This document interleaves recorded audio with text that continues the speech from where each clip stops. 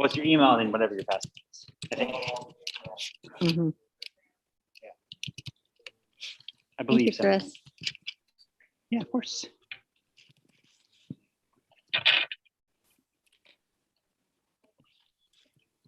I have 6:30.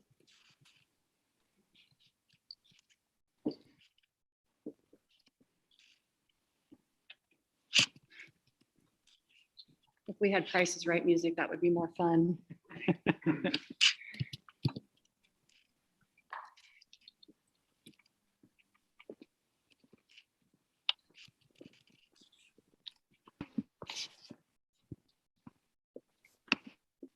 All right, it's 6:30, so at this time, we will call to order the regular meeting for USD 348 Board of Education.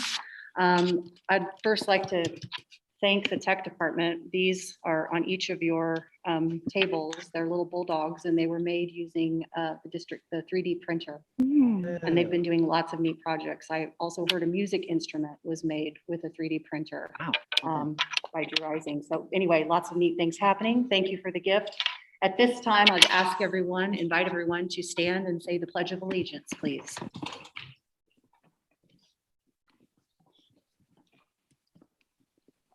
I pledge allegiance to the flag of the United States of America, to the republic for which it stands, one nation, under God, indivisible, with liberty and justice for all.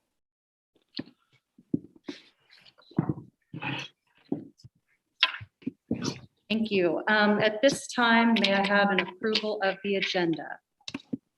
Can I make one motion that we amend the agenda to the current mask situation, given the recent declaration by Governor Kelly? New recommendations. Okay, so the motion is to approve the agenda with the amendment to discuss the mask mandate. Is there a second? Second. Chris has seconded. All those in favor of approving the agenda as amended, please raise your right hand and say aye. Aye. Motion carries 7-0. All right, and we should have said where we were going to put this. Yeah. It's not really new business. Mhm. It's such old Business. That probably should have been a part of the motion, but it is okay to put, where do you guys, let's have that be a motion. Okay, because I don't motion, wanna speak. I'll make the motion that we add the discussion about the mask mandates in their old business to make it H bullet point 3. Can we Second. please have a second? Second. Phil has moved and Chris has seconded that we place what we just amended to the agenda under item H3. Thank you for the clarification on that. I'm sorry, I should have caught it sooner. All those in favor say aye. Raise your right hand, please. Aye. Aye. Motion carries 7-0. At this time, I move we enter into executive session with Mr. Dorothy, Sergeant Brad Owen, Police Chief Mike Patrick, who would be joining us electronically, to discuss security of USD 348 district property pursuant to the justification that to do so would jeopardize security to discuss it openly. Seems sort of obvious, doesn't it? Is there a second? Oh, and the open meeting will resume at 6:45 p.m. Second. Phil has seconded. All those in favor, please say aye and raise your right hand. Aye. Aye. Motion carries 7-0. Executive session until 6:45. Thank you.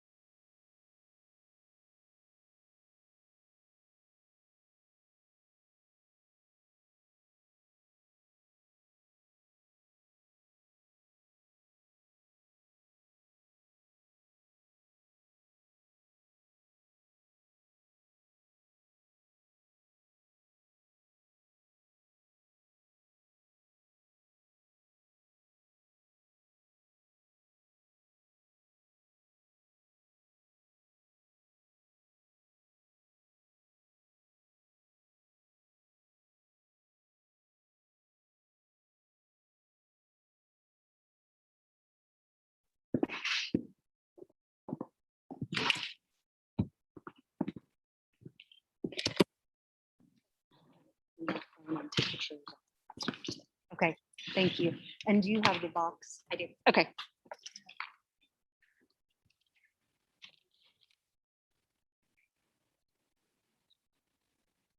All right, we will call this meeting back to order. At this time, may I have a motion to approve the consent agenda? Motion to move to,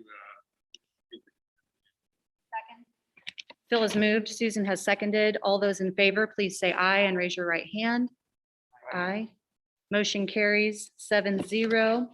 All right, at this time, we get to do recognitions, which is a great part of our meeting each month. Hi, Ms. Naughton. I'm going to do, looks like we have, sorry, I'm trying to find places to put all my stuff here. We have these for Zoom at home. We're going to do our state choir recognitions first. So Mrs. Naughton, if you could come forward to the microphone here. And we could also have, if any students are here for state choir, if you would like to go ahead and come forward and line up. Let's see, that would be to your right of the microphone. So on the other side of the microphone, Blake. So stage left for me. There you go. That way the camera will see you. Okay, so we have Blake and we have Jillian and we have Bailey and Riley. Is there anybody else here for choir? Okay, well, I'm going to have Mrs. Naughton speak about this, but before she does, I want to make sure all the names on this list are read aloud because there were some amazing accomplishments. Mrs. Naughton can tell you much more about it than I can, but we had KCDA All-State Summer Choir, Greta Davis. She will receive her certificate later. Blake Leslie, he's here tonight, so Mrs. Naughton will speak about that because this is not his first time at being selected for KCDA All-State Summer Choir. Kind of a big deal, and she'll talk to us more about that. We also have for KCDA All-State Summer Choir, Talon Torres and Boston Williams also made All-State Summer Choir. That's amazing. For solo ratings, we have Jacob Hoffman. This was the Keisha State Solo Rating. Jillian McLaren. Hi, Jillian. Jalen Murray received a Superior Solo Rating. Bailey Smith received a Superior Solo Rating. Riley Smith received a Superior Solo Rating. And then there are group awards for the Silver Choir, Purple Choir, and Concert Choir.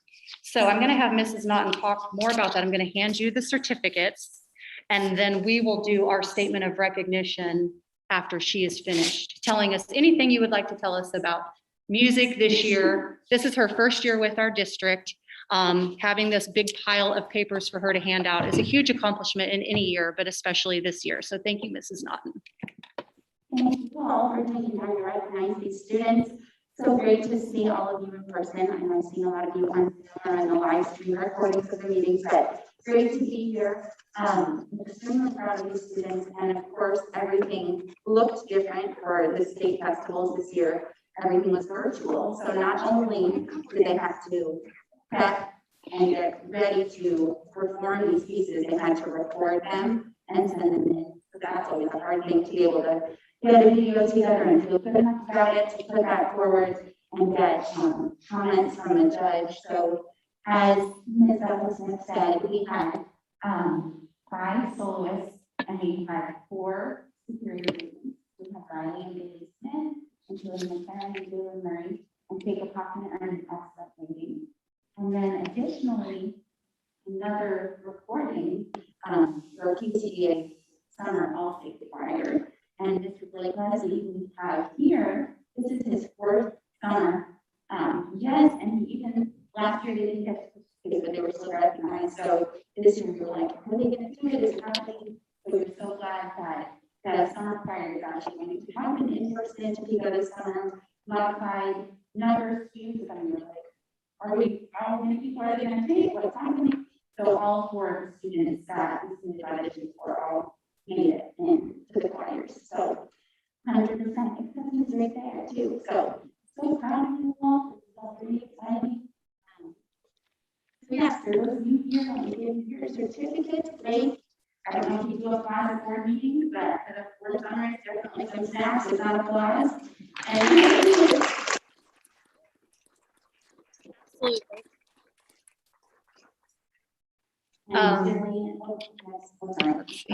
No, that's okay. okay. For her superior solo reading, she took 2 beautiful solos. Jalen. Superior reading and Jillian and Bailey are both freshmen, still took 2 solos, so you have to memorize 2 songs, perform a 5 accompaniment, get dressed up, do all of that, and they just really took ownership of that opportunity even as freshmen, which is so cool to see.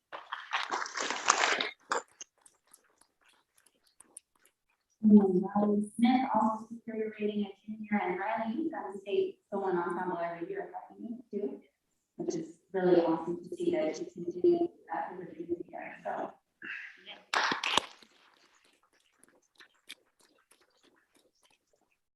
And then just briefly for the choirs, we had to submit 2 memorized selections for each choir, and we received comments and superior rating. Really wonderful feedback. It's always nice to get feedback if someone's saying something just a little bit differently from the way I said it, or those things. Oh yeah, those are the exact things we're working on. Or just being able to point out things that they're doing really well. So just overall very positive experience. Looking forward to continuing to build a choral program here. So thank you all so much. Wonderful. So with the big, the big statement, here it comes, drum roll. This will be the big applause line. Because you had so many recognitions coming out of your vocal program, we sort of did it this way. That way you could kind of talk about each one. But here's the grand proclamation for your music department. The Baldwin City Board of Education of USD 348 supports and promotes excellence in all school activities. On this day, May 17th, 2021, the Board of Education recognizes and congratulates all the aforementioned, the soloist, the concert purple and silver choir, and wants to congratulate all of the students and Mrs. Naughton. Let's give them all a big round of applause.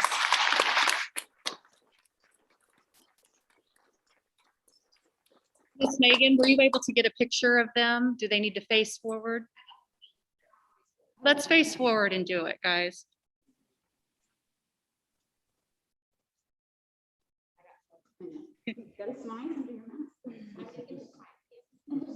Thank you for being here, guys. All right, our next recognition, woohoo! The next recognition we have is for the preschool pilot grant for 2021, 2022. This is also a huge deal. The grant has to be submitted each year, and to be selected. Is Dr. Ealing-Gwen here by any chance? She is. Dr. Ealing-Gwen, would you mind coming to the microphone and just explaining a little bit about what, it doesn't have to be huge, but I would like for people to hear about this process and what it is to accomplish to get it.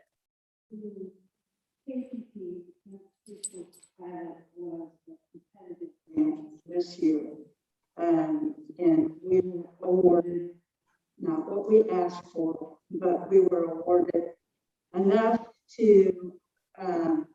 One of the exciting parts of the grant this year is working with our STAR Parents as Teachers program and Nicole Kreitz to provide in-family individual therapy, family therapy for a few of our preschool families that have really had a tough time this past year. We believe that will help that family and the educational need is be able to make it. So we're pretty happy about getting that grant. Thank you. Well, congratulations on the grant. The Baldwin City Board of Education of USD 348 supports and promotes excellence in all school activities. So on this day, May 17th, 2021, the Board of Education recognizes and congratulates the Baldwin Primary Center in recognition of the preschool pilot grant for 2021-2022. Thank you and well done. All right.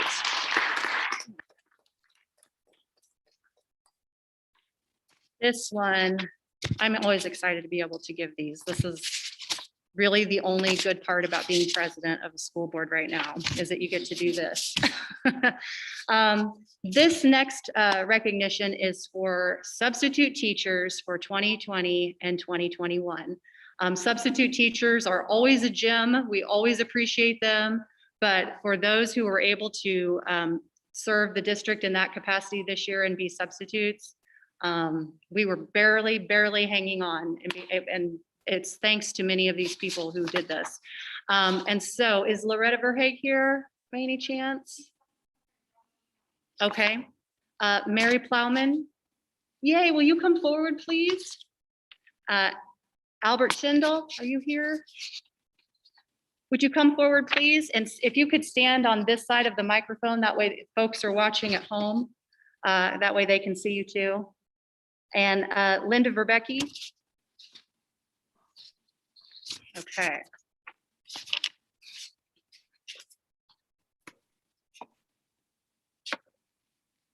So I'm going to tell you about each of these folks, even the ones who weren't able to be here. But Loretta Verhaeg was recognized as the Baldwin Elementary School Primary Center Substitute Teacher of the Year for 2020, 2021. She's not able to be with us, but let's go ahead and give her a round of applause.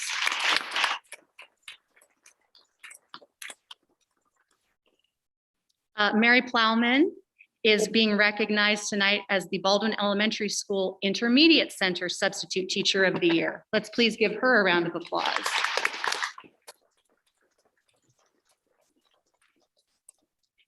I'm going to skip this and go to the Baldwin High School Substitute Teacher of the Year, which is Linda Verbecki. Round of applause for our Baldwin High School Substitute Teacher of the Year. And last but not least, Albert Schindel. He is not only the Baldwin Junior High School Substitute Teacher of the Year, but was also named as USD 348 District Substitute Teacher of the Year. Please, again, give all of these folks a round of applause. We could not have done this year without you.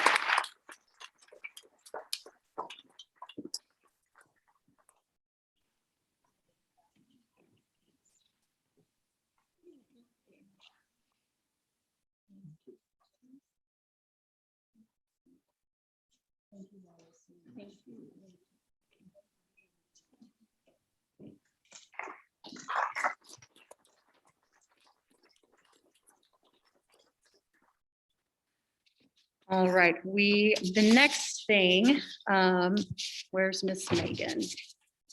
I need your help with this one. I need Megan's help all the time. She's used to this. Speaking of not being able to do anything without certain people. The next thing is called the Resilience Awards, and this is new this year. Could I get Dr. Eling Gwynn, Dan Wall-Smith, principal of the IC, principal of the PC, Mr. Brittingham from the high school, Mr. Bland from the junior high, and Mr. Dorothy to go ahead and come down front. Yep, they're looking at me like, what? Because you didn't know what it was. We've been planning for this for a while.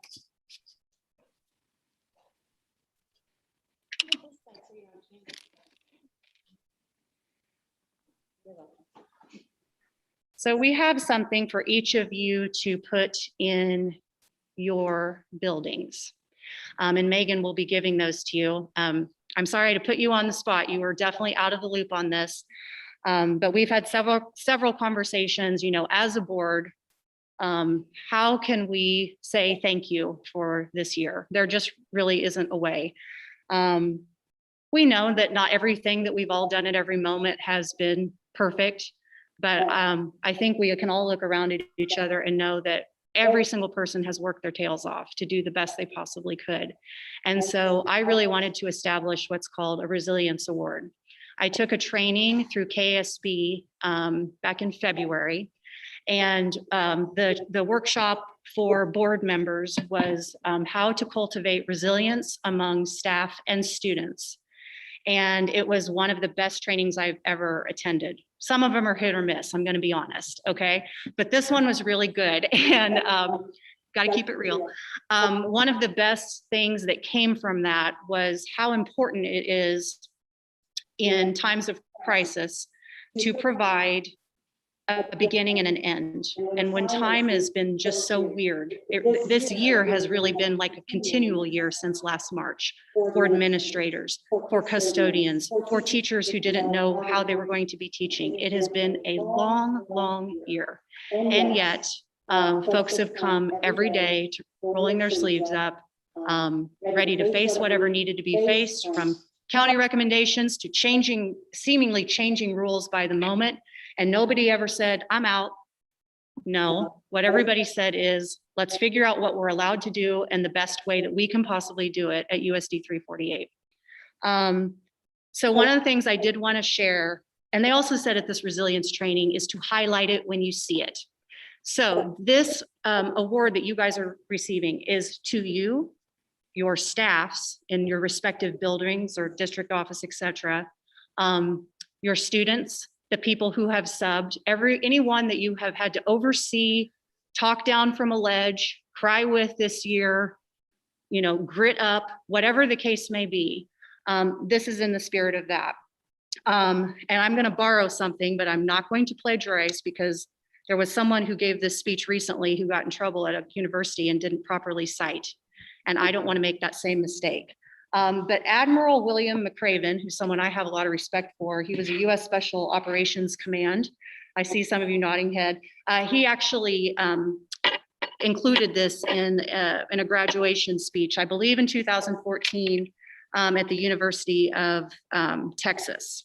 So this comes from him. I'm being very clear, these are not my words, these are his. And I think that is very true of resilience. Here's how it goes. Quote, know that life is not fair and that you will fail often, McCraven said. But if you take some risk, step up when times are toughest, face down the bullies, lift up the downtrodden, and never, ever give up. If you do these things, then the next generation and the generations that follow will live in a world far better than the one we have today. That was said by Admiral McCraven at the University of Texas in 2014. To me, that's what resilience is. Mistakes happen. What do we do when a mistake happens? Do we own it? Do we cover it? Do we live in the light? Do we live in the dark? Listen, guys, I just want to, on behalf of the board, thank you for everything that you've done this year. Where there are places we can do better, we'll do better. We won't run from that because this is an institution of learning. Thank you for your leadership in that. The example that it sets to our children and our staff and our board, even as we work together to just always do the next right thing and move forward together in this district for the best possible education we can provide. Megan, if you could go ahead and pass those out. Please feel free to put those anywhere you'd like in your building. But we just wanted to do something tangible in addition to saying thank you. So thank you.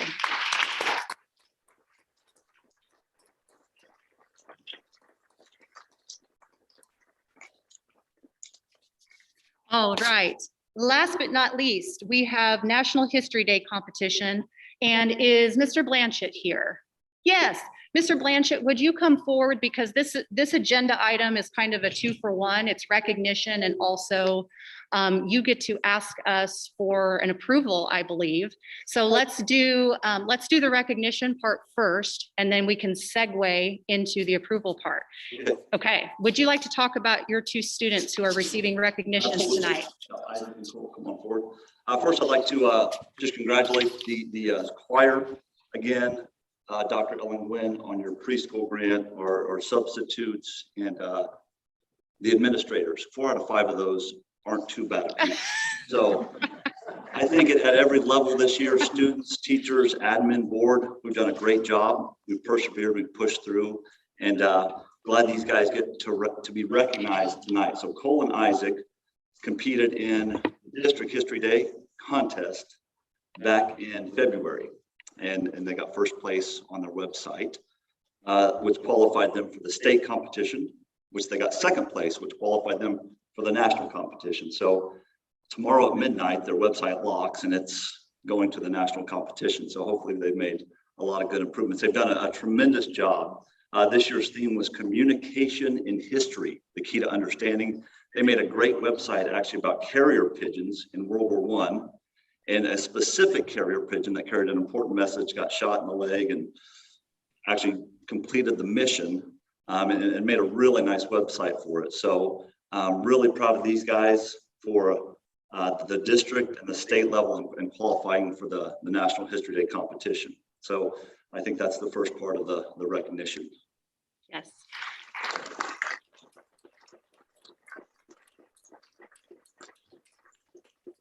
Well, let me do the official part of this for you gentlemen, and thank you for being willing to be here tonight.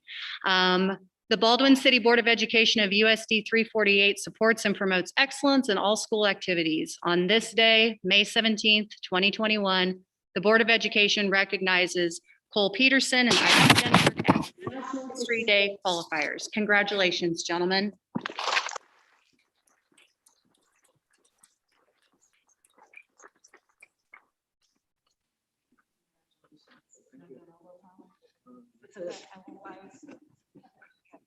And part two. Okay. Right, part two. So part two is 2 years ago and 4 years ago, I had kids qualify for the contest, and I came to the board, and the board helped fund the trip. So that's what I'm asking again tonight, but this year it's virtual. So it's only the registration portion of the cost for it. So it's $150 per students, $300 total. We'll get these guys into that competition. So that's the bottom line, meat and potatoes of it.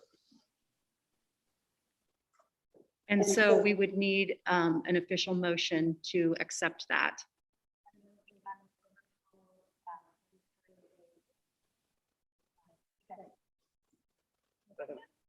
Oh, okay, I heard you. Who was first? Okay. Susan moved and Tony seconded that we approve the $300 registration for the National History Day event with our best wishes. All those in favor, please say aye and raise your right hand. Aye. Motion carries 7-0. Congratulations again and good luck. Thank you for being here today.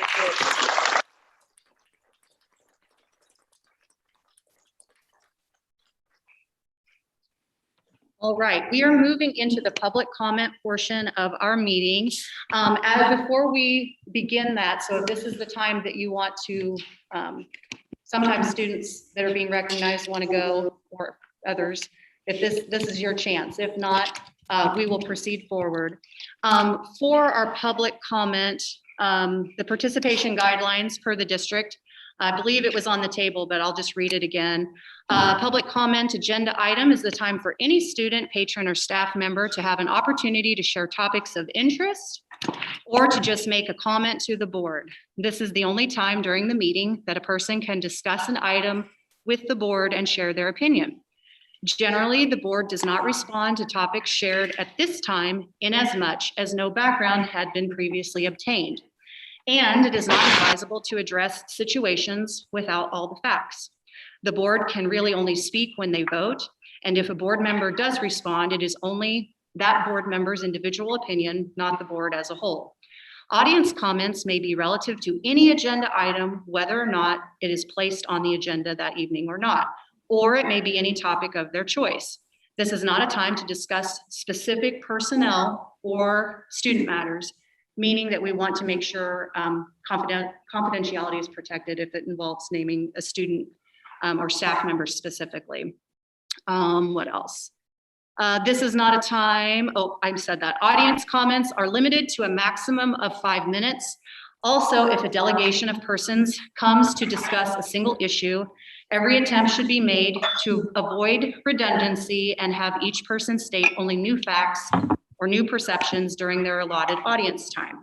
And so with that, before we begin, I do have to point out that, we have added it, for those of you who were not here earlier, we did amend the agenda at the beginning when we called the meeting to order at 6:30, right after saying the Pledge of Allegiance, that we would amend the agenda to discuss a change in mask policy under item H3, which is that's the third item under old business. So until that time, the current mask policy of the district is still in place, which is that everyone who is inside is asked to wear a mask, regardless of whatever standing it is. So I would ask at this time if you could please cooperate with that, so that we don't, so that everyone who is here who wants to speak can, and we can hear from that. And then we're going to discuss, because I know there are changes about that, and we have amended our agenda to do that. So if you could please put your mask on. If you're not comfortable putting your mask on and following district policy, then we would ask that you exit the building until you're ready to do that, okay? Thank you for cooperating. I know everybody has lots of opinions about this, but if we are going to be a country of law and order, then we have to follow district rules until they change. And I know that's why people are here, and that's great. All right. So until you are able to wear a mask, I also will not recognize those to come forward. Okay, so thank you for those of you who put it on. I really appreciate it. I understand it's been a hard year. If you, and also I want to make sure people know that as you come forward one at a time, what I'll do is alternate. We have during this time, because people were worried about coming to the meetings, we have allowed public electronic comment. So we have some of those that have been submitted, and we want to make sure that everybody gets their opportunity to speak who is following the rules. So the people who are following the rules will be the ones who get to speak, and then I'll alternate between public comment that is in person and public comment that is electronic. Okay, I think I've covered everything. I think it's clear. So at this point, if you're making a choice to doing something different, then that is your choice, and we'll go from there. I think we have about everyone, but a few of us with our mask on. Okay. All right, who's the first person? Mr. Peterson, I would be disappointed if you didn't come and speak to us.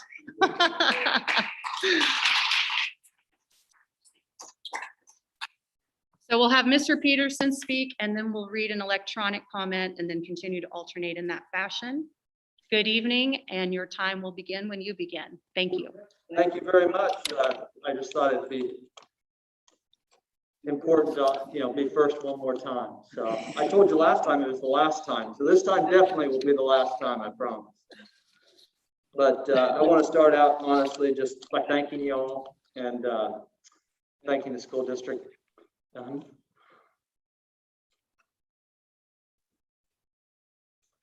I might get a little choked up here, so it might take a bit long, but I apologize.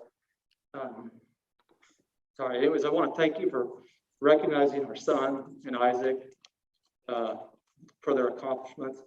I do want to take the time to thank the administrators, the teachers, and all you for a wonderful time here that we've had as a family.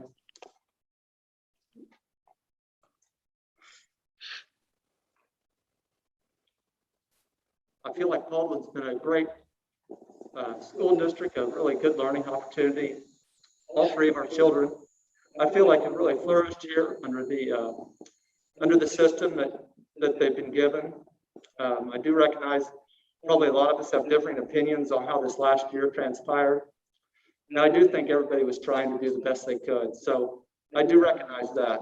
I know you all know my opinions. And sometimes, it's better to be lucky than good. Some of the things that I predicted turned out to be true, but they could have just as easily been turned out the other way. So I do understand that as well. But I do want to thank you for the opportunities our children have had. And I do think that, like I said, they have done well. And it's been a very rigorous academic environment. So I do thank you for that. A couple of things. Again, I do want to point out, because as I said last time, it just wouldn't be fair if I didn't highlight one more time some of the statistics. So we just want to jump into it real quickly here. So this is as of tonight.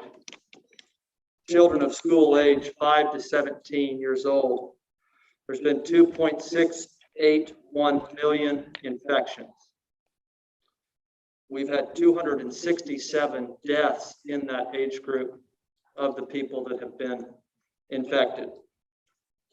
I'm not here to say that those were all caused by COVID, but that's what they're, 267 is the max we have here. That's a point, again, 0.01% chance. When we talk about no chance, again, like I said last time, that is about as close to no chance of an adverse outcome that you can get and still exist in society. Again, I respect Kelly, like what you said about the mask, and I follow the rules as well. But again, for me to be here in a mask, 6 feet away from everybody, around people I hang out with all the time, it's just silliness. I mean, I agree we have to do it, and I'm glad you guys are going to talk about it, but let's use some common sense with some of this stuff. We were all just at prom a few days ago together, nobody had a mask on. I mean, some of this stuff just doesn't make any sense at all. And again, we just have to try to figure that out, I guess, for us ourselves. And I hope that you guys do take a hard look at that. There are people that will make other choices in school districts based on the decisions people make. And I think we have to realize decisions have consequences.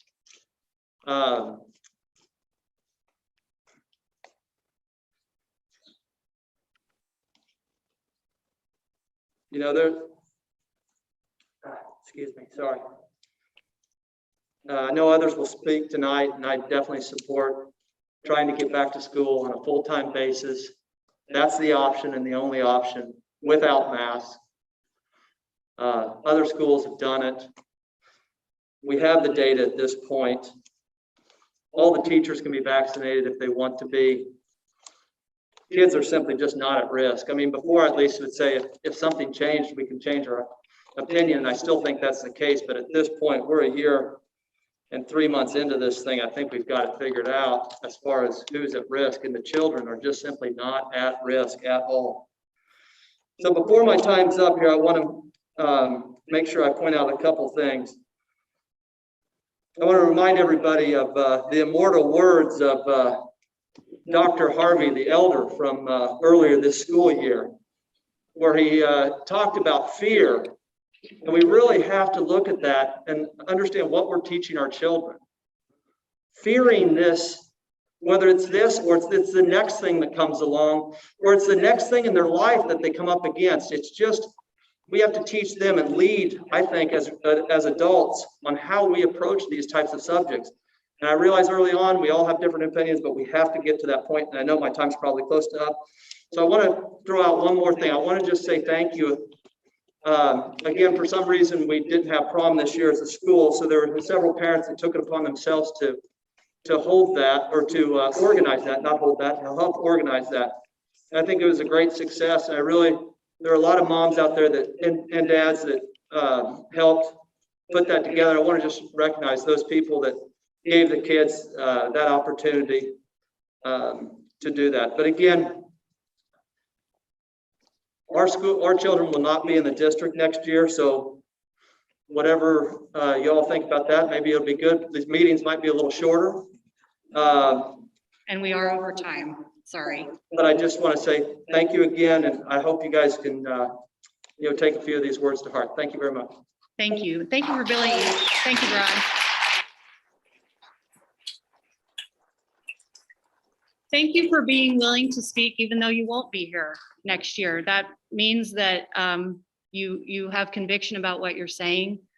Whether everyone agrees with that or not, I mean, you at least have to recognize that. You've always been respectful and kind in your correspondence, be it written or in person.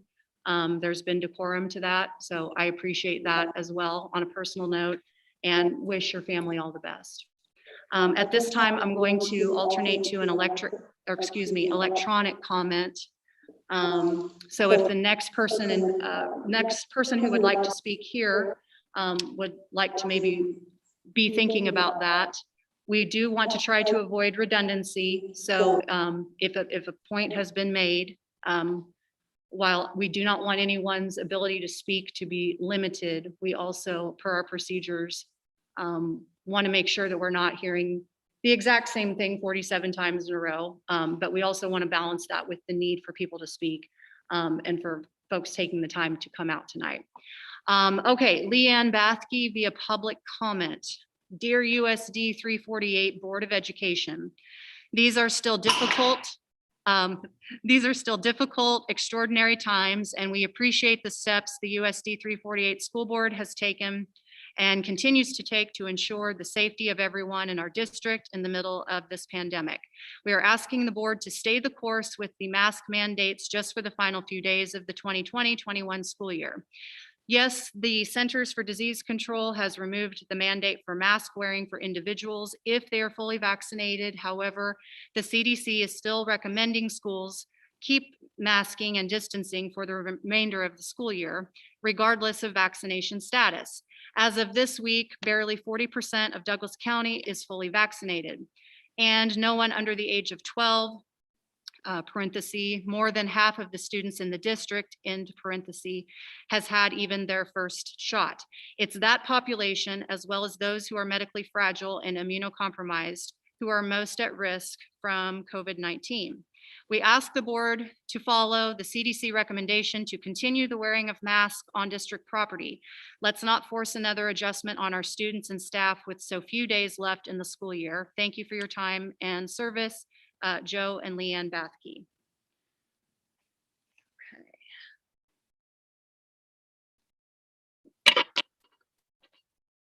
Is there anyone else who would like to speak in person? Carrie, yes, Carrie, come forward.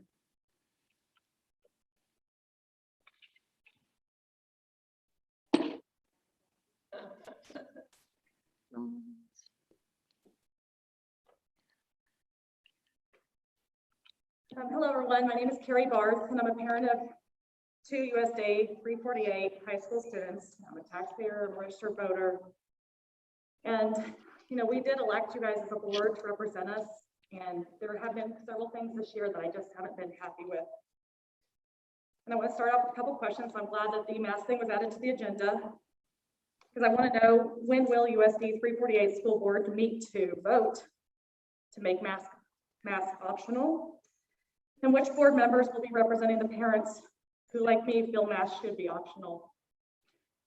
Requiring healthy children to wear masks or quarantine have health, educational, and emotional risks that have far outweigh the risk of COVID at this time. We know that for a fact. Bronze has told us every single meeting. Here are the things I want to see for the upcoming 2021-2022 school year.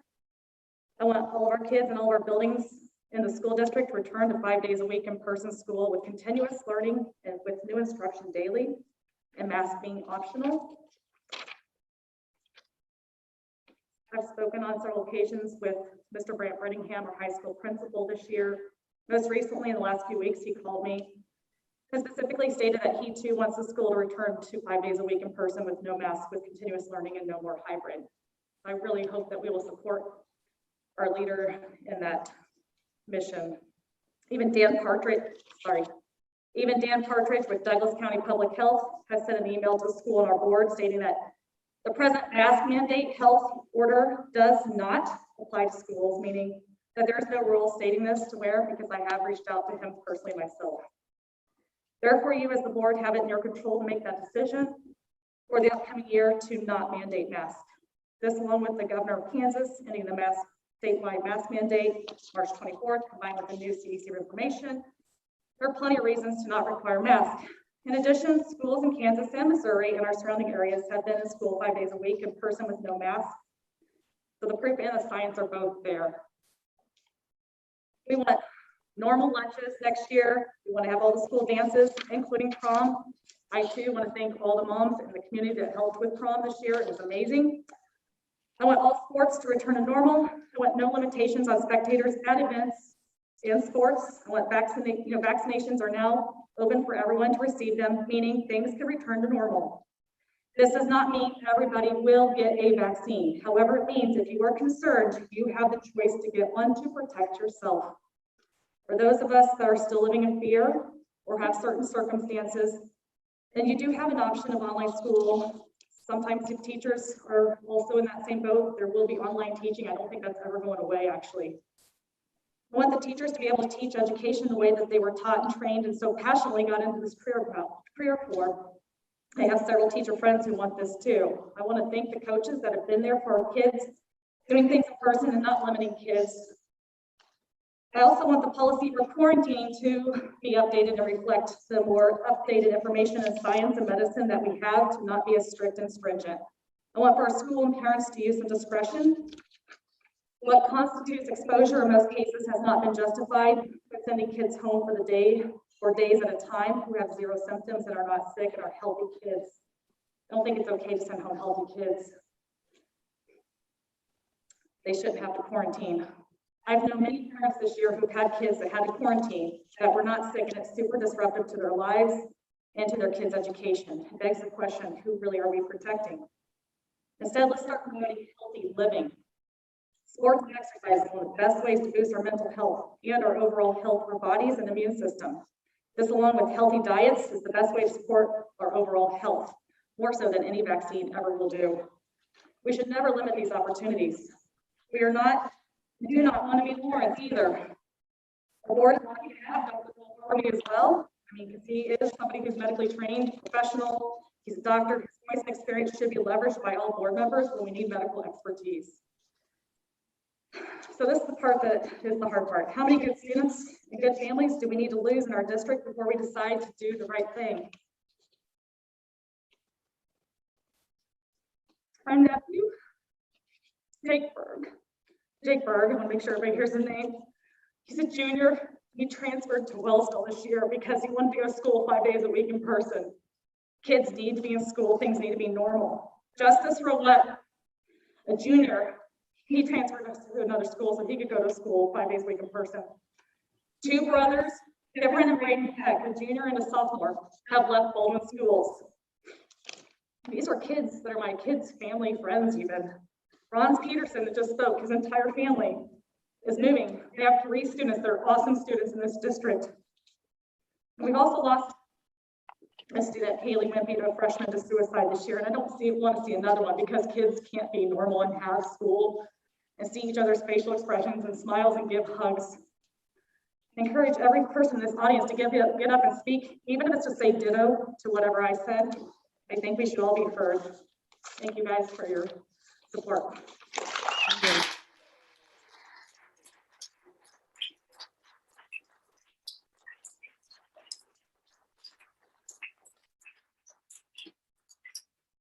The next electronic public comment is from Jackie Kennedy. Good evening. I am writing tonight to ask the school board to end the mask wearing for the rest of the school year. There are only 2 counties in the entire state of Kansas that has a continuing mask mandate. Douglas County, because the county commissioners were concerned with KU graduations and the influx of citizens for 2 days, so they extended the mandate to everyone again until the end of May. The small town of 4,500 people that make up Baldwin City is not KU, and we are not Lawrence. Our daughter ran track this spring. It was very sad watching athletes run a 400 meter with a mask on. They were not required to wear it during the event, but sadly the students feel safer with it on, or they didn't realize it. This is not normal, nor is it healthy. Our children were forced to wear masks while waiting for their events. They were outside. Again, not healthy, nor is it normal. When I pick our daughter up from school, the students sit outside with masks on. The other day, I saw a young boy riding his bike in Baldwin with a mask on, another girl walking to the store with a mask on. The psychological damage that appears to be taking place is alarming. Douglas County has the highest vaccinated population in all of Kansas. If we are to follow the science, masks should not be needed anymore. It is time to move forward. Moving forward to fall 21-22 school year, I expect that the school will be in session full-time. No AB days, no masks, normal sports with spectators, dances, events, etc. Our children deserve this. They need to be able to see smiles, their friends' faces, to be normal. They have been through enough. Thank you for your time. Jackie Kennedy. Is there anyone? Oh, sorry.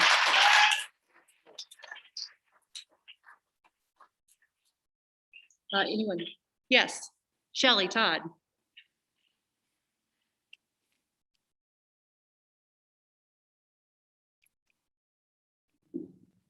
USD 348 school board members and Mr. Dorothy. For those of you who don't know me, I am Shelley Todd, and I have had children in USD 348 school since 2002.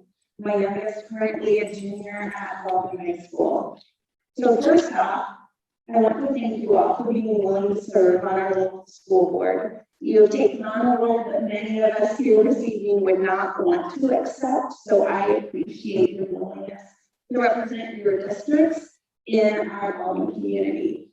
With that said, I am here this evening along with other concerned parents to express our frustration over the restrictive school policies of this past school year and to implore you to return our schools to a normal 5-day per week in-person learning for the 21-22 school year. That would be 4 days and no mask mandate. It was very frustrating this year to see other area school districts return to a 5-day a week in-person learning and USD 348 continuing in a hybrid mode for grades 7 through 12. I teach in Ottawa, a school district that is much larger than Baldwin, and we returned to the 5-day week in-person learning mode in October. COVID cases among students at my school, I teach at Lincoln Elementary, has been minimal, an extremely small number. And we have had only a handful of staff in my building come down with the virus. All of those who were COVID positive contracted it outside of the school. Never once did we have a class quarantine due to a positive case within the class, as was frequently done in this district. We mask all the time, every day. You're required to wear masks. We have practiced social distancing and regular hand sanitizing. And we have had in Ottawa what I consider a very successful year of learning despite COVID. I have not heard anything negative or concerning coming out of Ottawa Middle School and Ottawa High School. And Ottawa High School even hosted a prom banquet for their juniors and seniors. USD 290 has found ways to provide regular in-person instruction that has kept students and staff healthy and safe from COVID. And USD 348 honestly could have done the same. And now it is time to look at the 21-22 school year. The COVID-19 vaccines have arrived, and people who wish to be vaccinated have been vaccinated or can be vaccinated. Even our older kids can be vaccinated if their parents so choose. It's considered safe to remove the mask and return to life. We're hearing that from the CDC. For the sake of our kids and their emotional well-being, we cannot continue to operate in a spirit of fear. Our Baldwin schools need to open fully in August and resume educating kids as usual. If someone is concerned about COVID, that individual can continue to mask, but the district mandate needs to be lifted. School board members, kids and families need to get back to normal. For the sake of their quality of education, our kids need to be back in person fully. We can no longer afford to operate in the spirit of fear. Please make the right decision and give our kids what they lost this past year. We are counting on all of you to put our kids first in the 21-22 school year. Thank you very much for your time.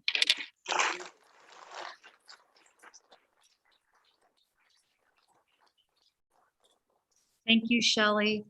The next electronic public comment is, trying to make sure I do these in the order that they were received. Okay. This one is from Melissa Bryan. My name is Melissa Bryan. I am the parent of a 3rd grader, 7th grader, and 11th grader in the Baldwin School District. My 3rd grader has been in person all year. My 7th and 11th grader were hybrid until Governor Kelly signed Bill SB 63, then returned to full-time in person. It has been a very frustrating year as a parent trying to help educate in the hybrid fashion, as well as promote personal development with limited extracurricular activities. I've attended board meetings in person as well as online, and I have been very disappointed in our elected board, as I do not feel they have represented the community that elected them. Parents have spoken and public comments have been read. The words have been heard but not listened to. I would encourage you tonight to listen to the words being written or spoken by the community as you prepare for the 21-22 school year. Our children need in-person, face-to-face instruction, 5 days per week for all schools, in-person book fairs, open house, and carnival for the PC and IC. All sports need to be in session with unlimited spectators from the junior high and high school, clubs for junior high and high school, dances for junior high and high school, concerts and musicals for all schools, graduation and promotion without limited spectators. COVID is not going to go away. It is time to learn to live with it and for school to go back to normal. We cannot continue to live for the what if, but live for the reality. Per the CDC, COVID mortality rate for ages 0 to 24 is less than 0.1%. The leading two causes of death related to redo that.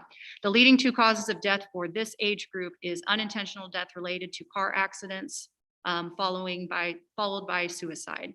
I think a greater concern is how COVID has impacted our child's education or lack thereof, as well as psychological and emotional well-being and development. When I attended Baker University, Tony Brown taught me the principles of human growth and development, the importance of milestone and achievement, and that development is continuous. How are our children supposed to develop without their teachers, peers, and extracurricular activities? Our house has definitely experienced the negative impacts of COVID isolation with respect to academic success, as well as socially and emotionally. Personally, this is a greater concern to me and my children than COVID. Please return our school to normal. There are schools as close as Wellsville who have maintained a fairly normal school year successfully. Let's investigate. Respectfully, Melissa Bryan.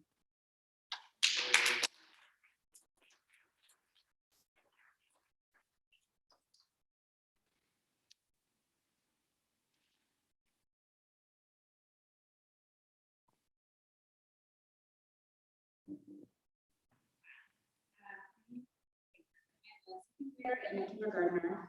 The kindergartner is currently full-time at the PC in Rowland. I plan to speak on another subject, but as you're voting today on masks, I'd like to comment on that. Look, I understand that this year was about getting our schools open, but moving forward, we'd be remiss to discount the fact that this virus simply does not really affect these kids. So as far as the argument goes that they're bringing it home or there's staff that might be affected, with the vaccine available for everyone, even adolescents at this point, that argument goes out the window. If you're afraid or nervous about that, get the vaccine. So the question when you get to that point, when you look at the kids really aren't that affected, staff and potential people at home that might be afraid of those kids that aren't masked bringing it home, is the question for you is, who are you really protecting? Who are we really protecting? That's, I think, the question that should be asked by each of you sitting there is, who are we really trying to protect? We're saying as parents that you're not protecting our kids. I don't need to reiterate the fact that this is not protecting our kids. So my request in standing up here is that the mask mandate immediately be removed for all 4 schools and give parents the option to choose what is best for our kids. Not the Douglas County Health Department that gives their suggestions. Let us decide based on those suggestions. We want the decision. You're taking that decision from us as a school district and the school board, forcing masks on our kids. Summer school is coming, and we just don't need to require masks moving forward. Let us parents choose. Also, normal school, we'd like to request normal school. That means 5 days a week, no required mask mandates, and all events at full capacity. So I just ask that you consider the question of, who are we really trying to protect? Thank you.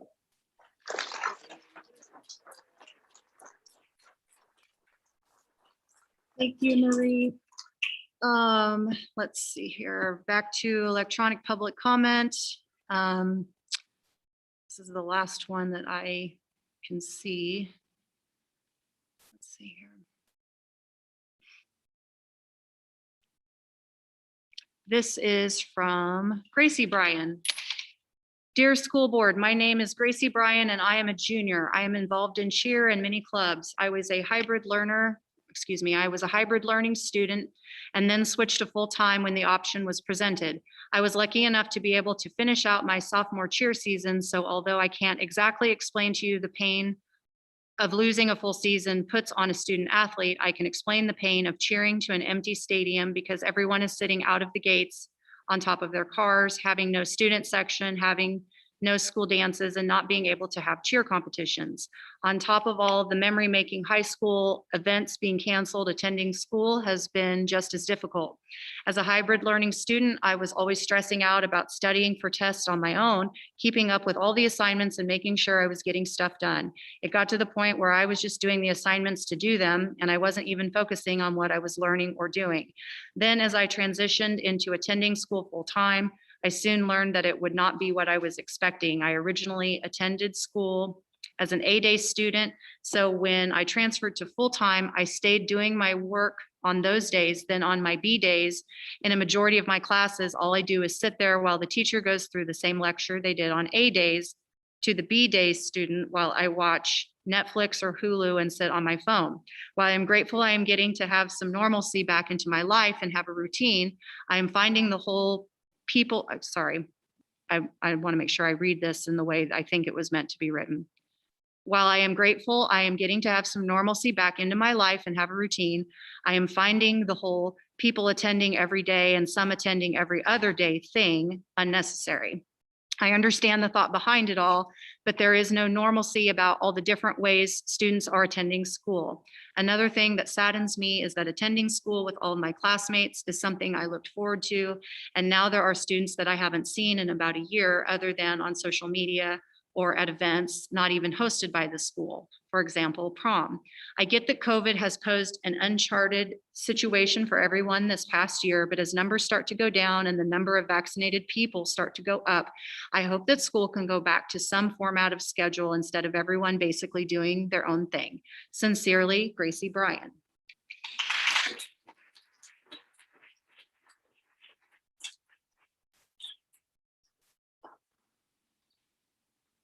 Hi there, this is Angela and Amelia.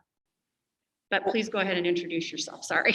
I'm Angela Murray, and this is my daughter Amelia Murray, who was a student at Baldwin USD. And I want to provide a little bit of a different perspective because I don't think there's a lot of variety in opinions being expressed. So I didn't intend to speak, but I thought perhaps it would be valuable to say that I also appreciate all of the effort that's gone into making this really awful situation as positive as it could be for everyone. And I'd also like to say that I recognize how much has been lost. My daughter's a college student. She spent the entire year wearing a mask and performing. She's a ballet major and spent the entire year performing and rehearsing 5 days a week for hours at a time in math the whole time. So I totally understand that, but rather than thinking about it in terms of fear, I like to think about it as a really positive way to show that we're concerned for our whole community. And I'm hoping that by fall, everybody will be back in school and all of those things will be able to happen. But it bothers me to characterize what we've done this past year to kind of get through with everybody in one piece as being fear. I would much rather see it as being the community coming together and trying to keep us all safe. It was hard. Nobody would wish this on our kids. We've all lost so much, but I didn't do it out of fear. I did it out of concern for my neighbor and my community and everybody involved. And so I just think that it's important to consider that as you go forward, that there's a lot of folks out there that may be intimidated to speak up. But I think it's important that you hear that there are a lot of us out here that have that opinion, that there are ways of having a balanced approach, making compromises, doing the best that we can with the information that we have to try to make the best out of a really awful situation. So thank you for your hard work to make it happen. And we'll hope for much better days ahead. Thank you. All right, actually, there is one more electronic public comment that was submitted before the time. So I want to make sure following all the rules. And then we'll see if there's anyone left to speak. And I think At this point, we've probably covered the range. We do have district business to get to. I don't want anyone's viewpoint to be silenced by any means, but if there are, we'll sort of move towards concluding our public comment time unless there's something additional or new to share for the public record that hasn't already been said. Okay. All right. This one is from Kim Taylor, submitted via public comment. I'm concerned we will not be having a normal school year next year for all students. Baldwin schools have been disrupted since March of 2020. My children have had less than average schooling for the same time frame. Not only am I concerned regarding the quality of their education, but also with their cognitive and emotional needs. I've seen more outbursts, frustration, and depression in my daughter. Oh, sorry. This is that not disclosing stuff. Okay, I'm going to skip over this, not because I have any problem reading, but I'm going to read this for a minute because I didn't have a chance to see it before it came in. Don't want to compromise student confidentiality. I'm going to skip that, and board members, you've received a copy of that, so you'll be able to read that in its entirety. Okay, the fact that the school found a loophole in the state of Kansas's mandate regarding 5-day-a-week face-to-face schooling is upsetting. My daughter, we're going 5 days. However, on the A day, she sits in the back of the class playing on her phone and doing homework from the previous day. The point of sending her back was to allow for more normalcy and a better education. She isn't getting either at this time. The BJHS offered 5 days face-to-face or continuing with online. I'm sorry, I'm not sure how to. The same should have been done at the high school level. I know some of the students got jobs and work on their days off, but honestly, at this point, their job is to merely get an education. COVID vaccine has been available for several weeks at this point. Anyone who wants the vaccine has been able to get it. If there are still parents who have concerns with sending their kids back to school in the fall, then they can do online. If the district offered online and 5 days face-to-face, taking out hybrid as the 2 options in the fall would accommodate everyone. There is no reason why we can't have a normal school year next year. School dances should be back on, no limitations on spectators, no hybrid. What is the end game for Baldwin schools? Mask mandates are being lifted everywhere. Douglas County is looking to lift theirs at the end of this month. I work for a home health agency, and our management team will be looking at revising our policy on mask wearing tomorrow morning. COVID vaccine is available. Cases are on a decline. What more has to happen to get our schools fully opened and back to normal? These students do not social distance on the weekends. Many are going to parties, attending other schools' proms, on the courts and fields together. It's time to get these kids back into school and getting the education that they need and deserve. Thank you for your time, Kim Taylor. All right. So I think that covers all of the electronic public comment.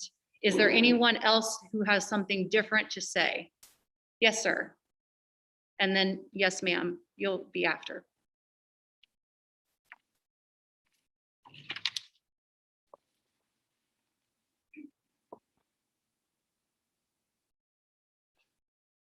I will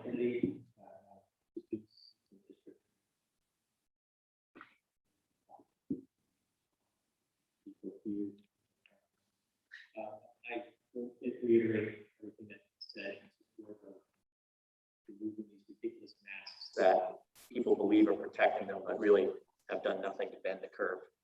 The vaccines have bent the curve. That's it.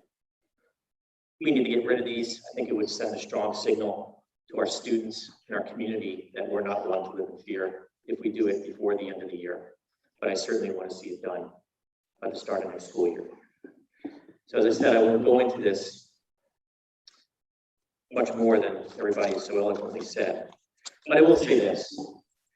Our grading board this year, even given certain circumstances that began in March of the prior school year at USD, I think we've had opportunities to look at examples in the rest of the community and to not leave them behind, but at least be on par with them and get back to a normal school year. It is disgraceful, this AB system, where kids are sitting there twiddling their thumbs in the B session.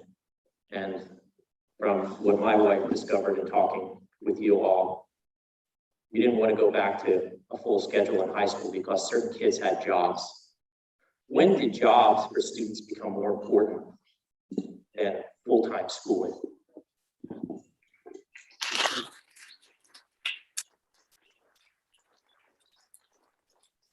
Second thing I'll say is to the parents out there, 3 board members are up for election this fall. This board is underrepresented by many of the opinions I've heard today. Let's get some people to run for school board so we have a better balance next year. Thank you.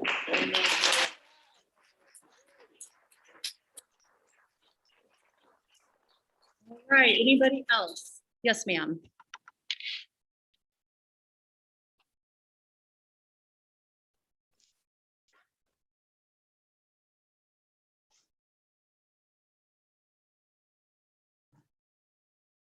Thank you for allowing me to address the school board.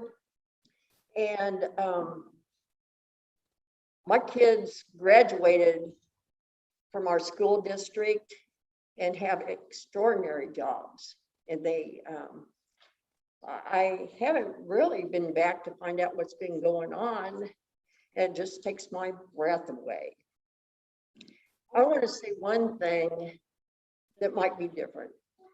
As I look around at everybody wearing masks, I don't see a mask here that would stop a virus.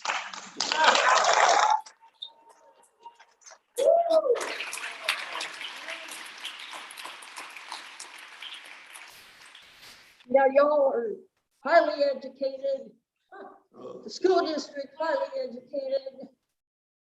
You're what, a doctor or? Come on now. Viruses are teeny tiny. These masks are nothing but a charade. They should not be.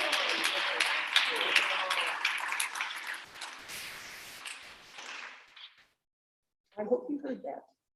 Thank you.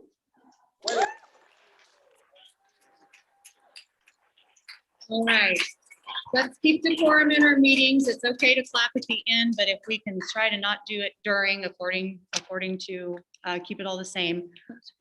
And I'm sorry, ma'am, we didn't catch your name. Ma'am, for the record, would you mind sharing your name? Sure. Thank you. Thank you. Thank you. We just keep it so that in the minutes so that we make sure everything's documented. Thank you. All right. Does anyone for reals have anything that is new? Because I do believe we're hearing you. Is there anything new or different to add? Do we have students here that want to speak? I want to definitely make sure if students want to speak, they get to speak. Young people. Did I see someone back here? I'm sorry, the light's hitting me right here, so I can't. I think there was someone right here. Okay.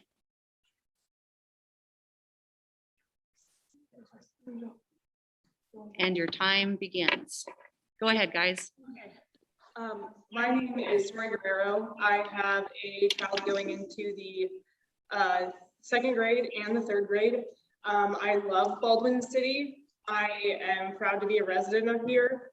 I hope to be involved in the school district for years to come, but unfortunately, I know this year has wreaked a lot of havoc on several,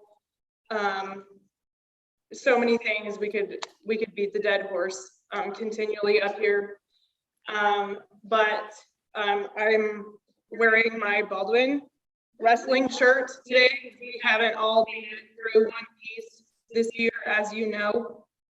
My 9-year-old wrestles, and I don't like explaining to him why some of his teammates don't show up to practice. This is absurd. Like, can we add some common sense back into the decisions that we're making? You just said you're being heard, but apparently not, because several other districts had gotten rid of the placebo that's on my face right now. If this were about health, then things would be different, but it's not. And so we need to understand that as a group and a community and do what's best for our students. I see a ton of 8th grade and younger mostly in the parking lot of the church out here. And in talking with a few of them, I've heard from several, and I mean, how old are 8th graders?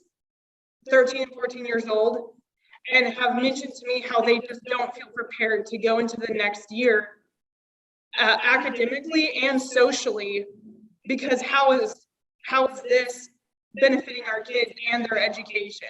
At what cost are we going to get rid of these things and go back to school as normal? They need their sports. I love one of our coaching staff members for our wrestling team. He has gone above and beyond to make sure that my son can be in wrestling, because to be honest, I don't know what I would have to do with him if he didn't have wrestling as an outlet because of this year.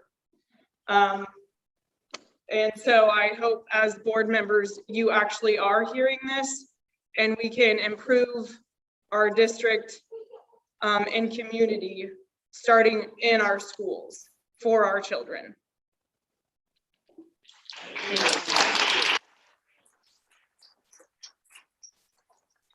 My name is Andrea Ehoff. I have a 6-year-old who's finishing up kindergarten, and I have a 4-year-old in prep class. My 4-year-old goes on site and my kindergartner is at home. I am that parent that gave a 6-year-old a choice whether she wanted to go to school or not. And I explained to her, I sat down with her and I explained, you're gonna have to wear your mask all day long. At first, my son was at home. It was not good for him. He was behind on speech because he wasn't learning socially how to speak. He was learning what I speak at home and what his 6-year-old sister, who doesn't have great English as well. So he was behind on that. He's socially behind in friends. He's clinging to my legs. We didn't have a choice. For his best, we had to send him away. But he's only there for 3 hours. My 6-year-old has sensory disorder. She cannot have things on her face. My 6-year-old is so smart, and she's only learning what I can teach her at home and what's through Astellas, and she's bored through it. And then we sit there and tell our kids, oh, you're only supposed to have 2 hours of screen time a day, but here's your screen for 6 hours. What's the difference of that and then playing a game? On top of that, my 4-year-old, they teach stranger danger in school. Well, how are you supposed to teach stranger danger in school when I'm handing my kid off to kids that I don't even know who these are, because I don't know who people are with their mask? He sits there.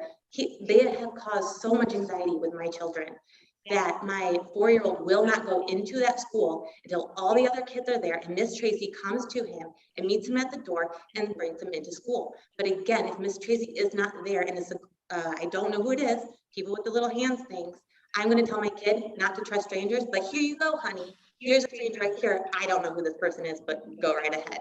That's conflicting everything that I'm teaching my child and about safety. I just think that's ridiculous. And then it goes back to emotions. He's learning emotions, happy, sad, angry, whatever. But you cannot see a person's emotions through their face. So what's he learning? Through a book, through a picture? That's not real emotion. That's fake. He needs a real thing. He needs to see smiles. He needs to know that he's okay. You can't, a 4-year-old can't tell through eyes. I just think that's ridiculous. This is mesh. I can put my tongue through here. What is this doing? Nothing. But it got me through the door to say my piece. But it's supposed to protect me from what? Like, I specialize in holistic health. This is all crap. And we all know it. Get rid of them. Give it for our kids. Give them normalcy. My kids aren't even beginning in school yet, and they already have anxiety about it. When my 4-year-old comes home, we had another week for my 6-year-old to start school in January. She got an extra week. We talked whatever. And I said, honey, you can go to school if you really, really want. She's a social person. She thrives with social skills. And she's told me, Mommy, I really, really want to go to school. I want to see my friends. I want to play. I said, well, honey, you have to wear your mask. Oh, I don't want to go then. And I was like, well, brother goes to school. He wears his mask. And she turns, she goes, brother, is it really bad? It's okay. And then she looks at me and goes, I don't want to go. My kindergartner doesn't want to go to school. That's not what we teach our children. And that's that. That's all I have to say. Thank you. Thank you. We'll have the last two go, and then we will wrap up our public comment time for this evening. Yes, sir. Yeah, I am a student of the Baldwin High School, and I just want to thank you guys for being a part of the school board and putting this on tonight.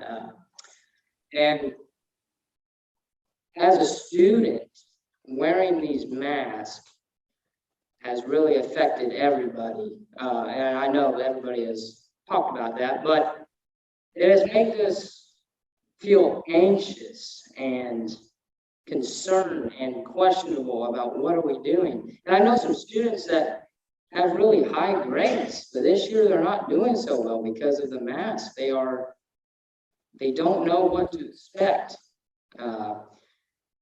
It's anxiety that's been putting on us.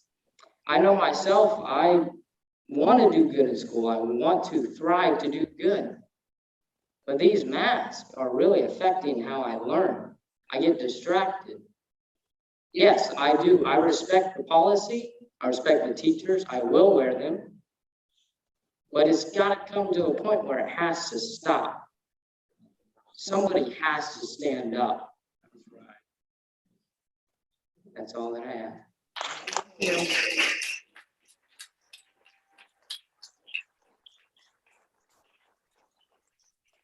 Good evening. My name is Michelle Hafer, and I'm a parent of two children in the Baldwin School District, one in the elementary school and one in the high school.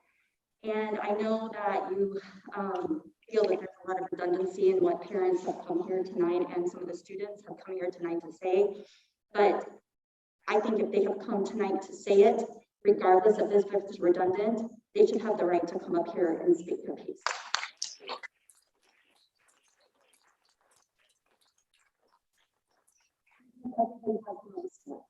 And everybody has been experienced with COVID and how it affected their children and just what has gone on within their own families. And I can tell you that the decisions that have been made by the school board and by administrators, how things will be conducted, has caused other issues for my children in the future. My son is in high school, and he was not allowed to participate in some of the programs that would have allowed him to have college level credits applied to him, just like they had in the past. My he was allowed to come in for band, but he wasn't allowed to come in for debate, which was one thing that he wanted to do. He wasn't allowed to come in for yearbook, which is something that he wanted to do. And he wanted to possibly major in college in journalism. So those would have been some of the really important classes for him to be able to participate in that he was not allowed to do. The decisions that were made don't make sense to me. And although I do want to say thank you for your work, I know that you have an impossible task. And everything that you're trying to do to make everyone happy, it isn't going to happen. Everybody wants different things. As a country, we're completely divided in what we want. Some of us want vaccines, some of us want masks. If we want to feel like we're doing something to protect the community, I think that's fabulous. If that is your choice, so be it. I think that you should have that choice, and I think that should be your right to do that. However, if you are a parent who has great concerns, if you're a parent who doesn't believe that this is really doing anything, you should have that option to send your children to school without these things on our faces, so that they can see their friends and their teachers. 70%, over 70% of communication is through body language and facial expression. What are we doing to our children by covering our faces and not giving them the opportunity to see the facial expression on people's faces? Now, I know that there's been a lot of discussion about the different aspects of the masks and the vaccines and what not, but what I want to say is that although I can agree with all of the parents who say these masks do nothing to stop the infection, it would be kind of like the equivalent of throwing pebbles to a chain link fence, the virus going through these masks. So you're not really stopping anything. However, what I want to, I guess, touch on briefly that's a little bit different than what everybody else has is the fact that we're also being flooded at risk of secondary infections with these masks on our faces. Please continue. The droplets that do not make it through the mask are very. Please be quiet unless the person is, let's all listen, even if it's in favor. Let's have the only person speaking, the person who's at the microphone, please. Thank you. Go ahead, ma'am. The droplets that blow onto our masks are causing these things to become petri dishes on our faces. We touch them multiple times throughout the day. I don't think I've ever gone anywhere and saw somebody not adjusting their mask. So we're touching through contact with things and then touching our mask. We're transferring all kinds of germs to these masks that then end up on people, that then end up in our pockets, that are, picked up by other people. So what we're doing is just transferring germs from surfaces to our faces, directly to our faces. I know that there are children that have suffered all kinds of skin rashes and problems on their face. It also is documented proof that there are secondary bacterial infections that can occur, respiratory infections that can occur because of them. We are supposed to breathe. We're supposed to exhale and get rid of the toxins in our bodies. We're supposed to inhale fresh air. That is not happening with these things on our faces. There is importance to health by removing these things. It's not just about the fact that we're tired of it or that it's, not convenient for us or whatever. It's actually unhealthy for us. I don't want my children to have to suffer through that. I don't want to put them at risk of other infections. I don't want to put them in fear. So I want my children to be able to go to school next year without these things on their faces. If other parents want to, fine, let it be optional. The kids need to be done in school 5 days continuous. They need to have prom. They need to have graduation.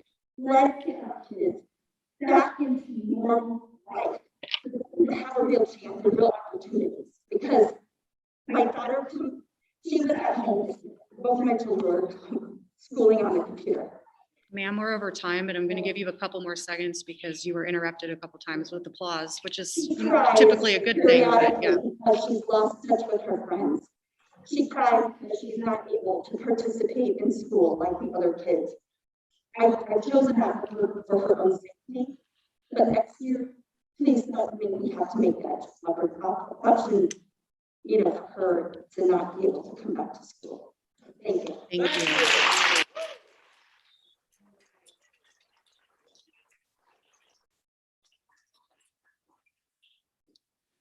Does that cover the range? And you know what? I'll just leave it. Never mind. Does that cover?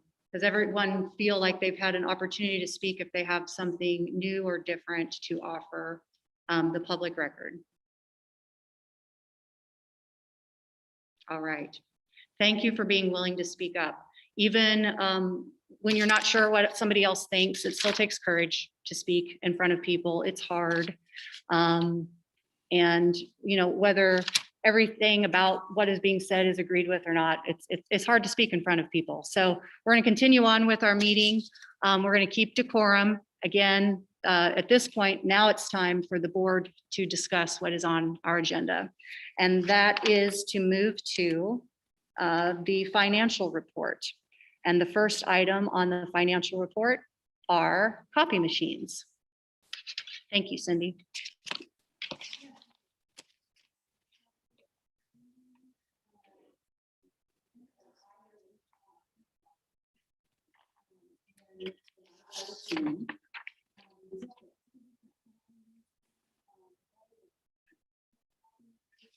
Also, they all were writing off of different bidders and just compared the uptime, the cost, how, their presence in Kansas school districts and how nearby their locations are.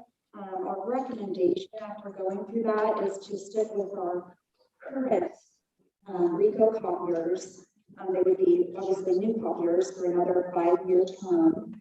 The cost is a little bit higher than the next runner-up, I would say, but they have a lot more presence in this area in the Kansas school districts. The other group is more into the Missouri side and just now trying to get into the Kansas side. So my worry is a little bit about the response time on that. So next time around, we'll be sure and look at them again, along with some other groups that we didn't have this time. Any questions on the copiers? Okay. You just need a motion for approval. Please. Okay. I move we approve the copy machine proposal, or excuse me, recommendation as presented. I've moved, Phil has seconded. All those in favor of approving the recommendation as presented, please say aye and raise your right hand. Aye. Aye. Motion carries 7-0. Thank you. At this time, security cameras. Yes, we did have a $25,000 budget each year for security system improvements. That goes hand in hand with a grant that we used to have that required a match, a dollar-for-dollar match. The safety and security grant has not been approved for the last 2 years, but we've continued with the capital outlay portion of it. So this year, we're requesting, we got a quote from All Systems, our current provider, and they are using the Green Bush bid that they won to quote 11 new cameras and I believe 8 replacement cameras for a total cost of $17,294.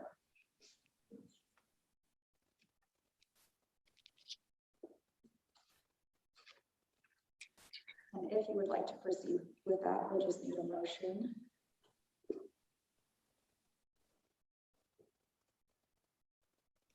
I'm sorry, of the 11, did you say 8 were replacement?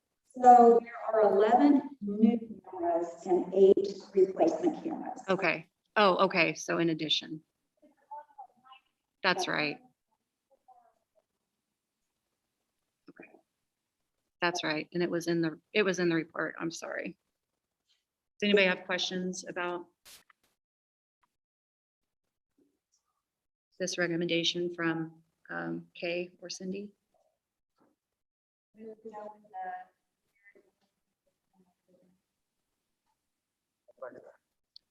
Susan has moved, and I heard Tony second first. You were reaching for the mic, though. All those in favor of approving the security camera recommendation as presented, please say aye. Raise your right hand. Aye. Aye. Motion carries 7-0. High school locker room. Yeah, school locker room. also having a capital outlay. Yes. And you can tell we're wrapping up the year and trying to get these things checked off. We had high school locker room lockers, estimated a replacement cost of $45,000. We do have a quote or a proposal from Carroll Seating, which has a bid award through Sourcewell, and they use Sourcewell pricing to replace those lockers at a cost of $40,563.18. And Gary can answer any questions on that. There he is.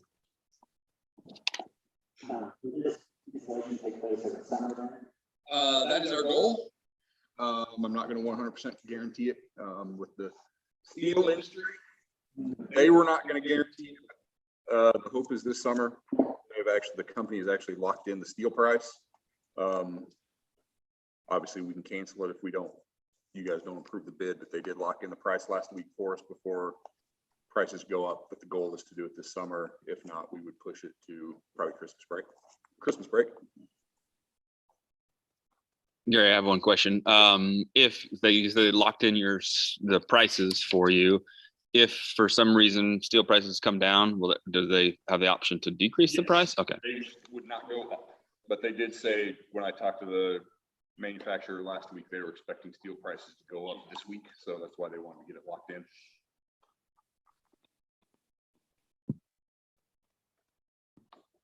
So it could go lower, but it won't go any higher, is what you're saying. Okay. And these are not supposed to rust with the same, because they're. I would say nothing is rust proof in a lot. Well, correct, but they're treated differently, right? These are powder coated versus painted.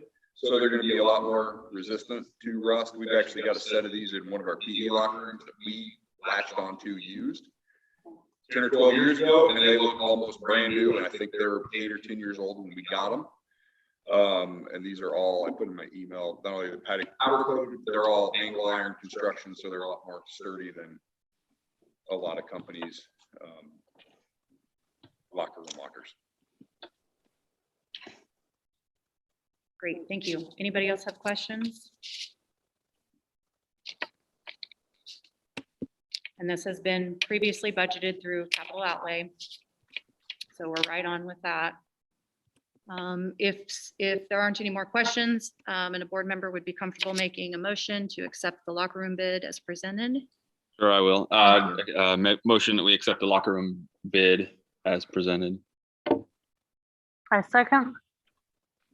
Phil moved and Carrie seconded to approve the high school locker room project. All those in favor, please say aye and raise your right hand. Aye. Motion carries 7-0. Thank you. Thank you. And 2021 budget amendment. Yes, well, we do have one fund that we need to republish with a budget amendment for this year. We have increased the number of pathways for the Career and Post-Secondary Education Fund. And so when those pathways are approved, the portion of the salaries dependent on which classes are in the approved pathway, the portion of that teacher's salary gets moved over to career tech. And so we have about 2.5 FTE in terms of teacher salaries that we need to move over to career and post-secondary. I don't have the budget room to do that. So what I'd like to do is go ahead and increase the budget by $170,000 in career and post-secondary education. What that will do is not increase any salaries, but it will lower the amount of salaries we pay from the general fund and increase that same number of salaries to career tech. Via transfer, instead of it being a general fund expenditure, we'll become a general fund transfer going into career tech and being the salaries being paid out of career tech. When we go through our audit, we love to make sure that all of our salaries, and this would be the state audit, you know, we have to say, yes, we paid all of our salaries over the correct place. Then the financial audit comes through, and they say, you did fine because everything was budgeted appropriately. If we don't do this, then we have a budget violation, and that's reported in the audit. Any questions about that? What this would do is if you guys want to proceed with this, it will be approval to publish the budget amendment in paper. And then next time at the board meeting, we would have a short public hearing to increase that budget. The hearing could just take place during the regular monthly meeting. Yes, Okay. it would, if it's okay, it would be June 20th, I believe, is the next board meeting at 7:30. Okay. Or whenever you would like that. Well, listen, Cindy, you're the expert, and if you're saying this is what we need to do, here's what I know. The district got a really good, I wish more people were here for this part. We got the highest commendation that you can for fiscal stewardship and responsibility this past year. And yeah, which is a big deal. And I do not want to jeopardize that. So if you're telling us as the expert that this is the right thing we need to do for our books, then I am happy to move that we approve publishing per your recommendation for this 2021 budget amendment. Second. I moved and Susan has seconded. All those in favor of approving simply to publish, and then we'll have the hearing at the next monthly board meeting. Please say aye and raise your right hand. Aye. Aye. Motion carries 7-0. Thank you, Cindy. All right, at this time, I'm going to take a 5-minute recess so that those who are doing the educational program highlight can kind of get ready for that. Because I know you've been on standby for a while. And for anyone who needs to powder their nose or get some fresh air, do that. We'll be at recess, and then let's try to get back going at 8:40. So just a 5-minute break. Okay, thank you.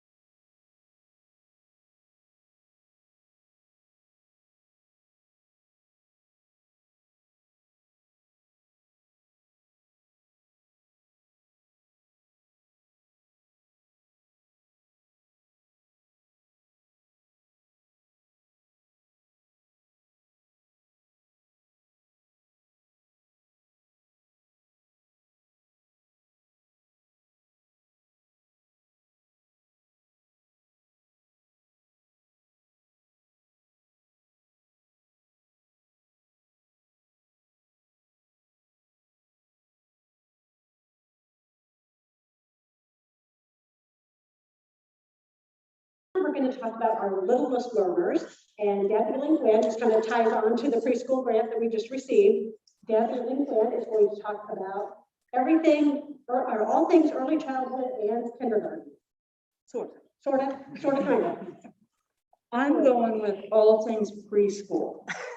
So if you would imagine a ladder that has about, maybe 15 to 18 rungs on it. What we do at the primary center would be way down at the first rung of that ladder. I became principal in 2003, and what I really wanted to have was a continuum of service to families and students of USD 348, starting with what I thought was a good start, birth. Parents as teachers has told me that no, it needs to be prenatal.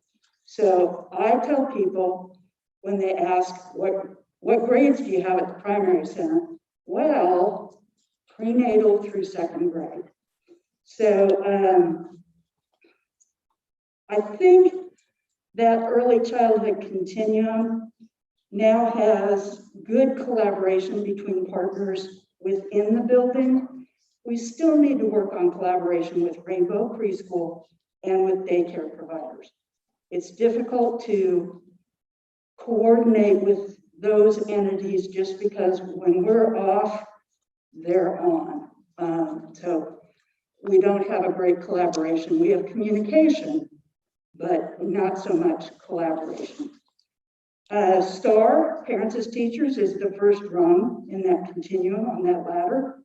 STAR provides services to families and children from prenatal to age 3 and can also serve 4 and 5-year-olds. The STAR staff this year, like the rest of us, had to figure out a whole new way to work with families and kids. They had virtual visits, and they also had front yard visits and porch visits. For next school year, we are very hopeful that restrictions will be lifted and STAR, Parents as Teachers, will be able to have love and logic classes, block test events, and weekly play groups. Early childhood classes, the half-day classes, are the second rung in our ladder. We have 4 classes of 3-year-olds in the morning and 4 classes of 4-year-olds in the afternoon. These classes are a blend of students with identified needs, at-risk students, and typically developing students. These classes all have a special education teacher and a para. Some classes have 2 paras in the classroom. Speech, OT, PT, music therapy are available to those students with identified needs. And we also have 1 all-day 4-year-old at-risk class. This class is taught by a general education teacher well-versed in addressing the needs of young at-risk children. Students in all of these classes have a play-based environment, literacy skills, including handwriting, math, and social and emotional learning are the focus of academics in those preschool classes. We also at times talk about having one of the half-day class teachers teach all day, because we know that there are needs in the 3-year-old student population as well as just the 4-year-old at risk. So that's something that we've talked about. We can't quite figure it out, but we're talking about it. This year, lots of families have experienced serious impact from the pandemic. As part of our KPP pilot grant, we'll partner with STAR, Parents as Teachers, and a local therapist to provide a few families with individual or family therapy.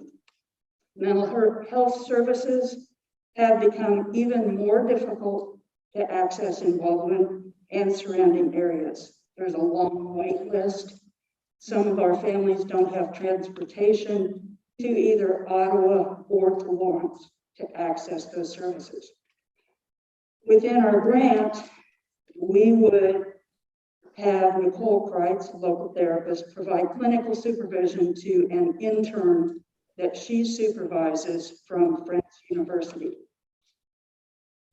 Kindergarten readiness is half a rung up on our ladder, and it's addressed in multiple ways. STAR, Parents as Teachers, uses Parents as Teachers curriculum, which helps parents work with their child on basic foundational skills and understand their child's development.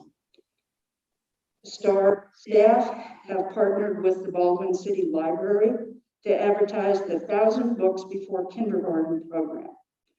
They recommend to all families that they visit to sign up at the library, and they also sign up for the Dolly Parton Imagination Library. With that program, kids receive a monthly free book. We're hopeful that with restrictions being lifted, to have quarterly kindergarten readiness nights for families with 4-year-olds who will be going to kindergarten the following year. These activities provide parents with some insight into the literacy or math or science, social studies, or social emotional learning that their child will be gaining through school and through the activities that they as a family do with the child. There are typically Baker University students that do the child care for the families there in the evening, and the parents as teachers, parent educators provide parents with an activity based on one of those content areas and explain why your child is doing what they're doing and how to further that development with an activity. And then we all get together and the parents actually do the activity with their child under the guidance sometimes of the parent educator, and then have typically a Ziploc bag of materials to take home so they can do that activity at home.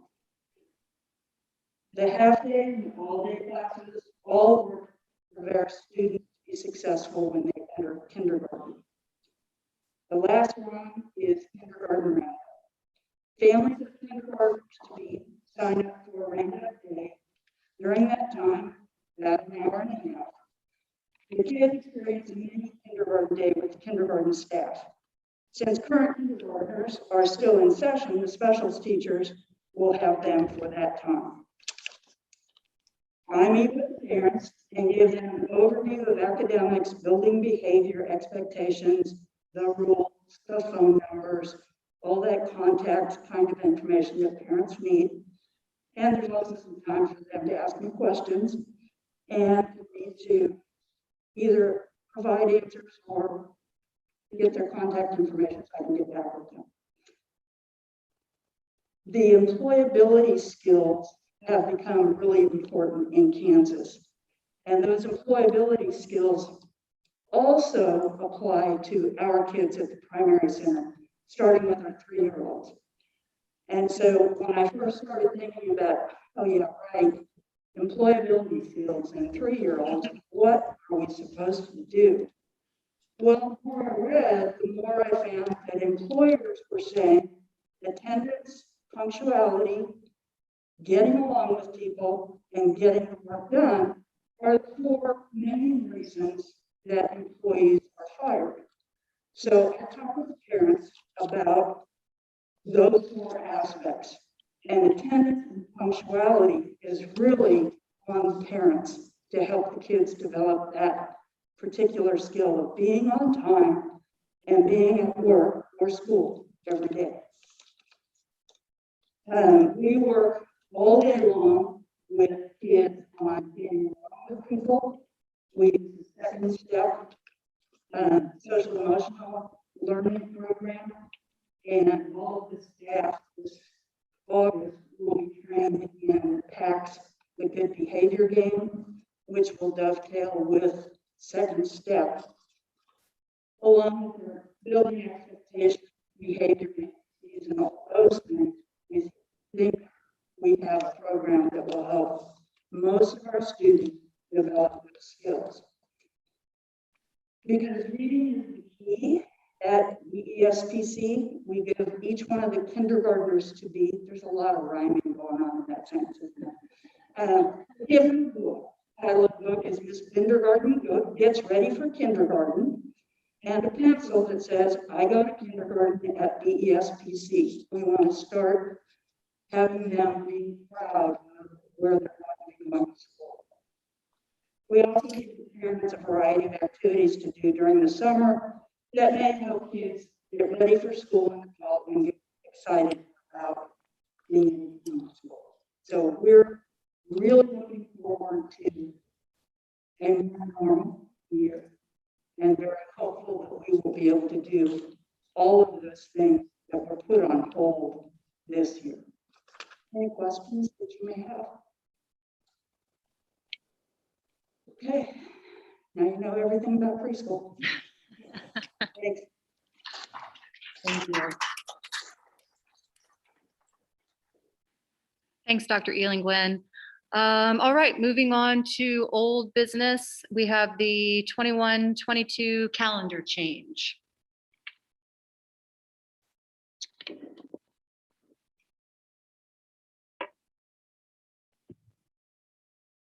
Okay, on the calendar change for next year, there is a simple error in February.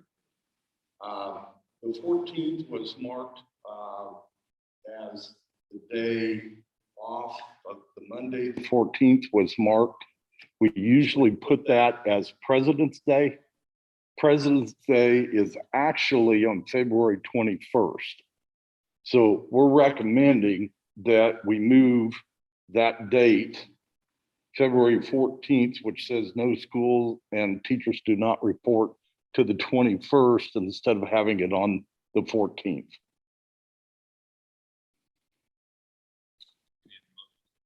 Yes, please. Okay, so I motion that we approve the moving of the February 14th holiday to the 21st of February.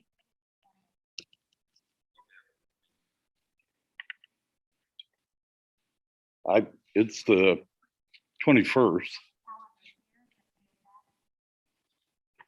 Just make sure you're looking at We the have 21-22 next year's calendar. No problem, Susan. No. Moving it from the 14th to the 21st. I'll second that. Attention to detail, that's good.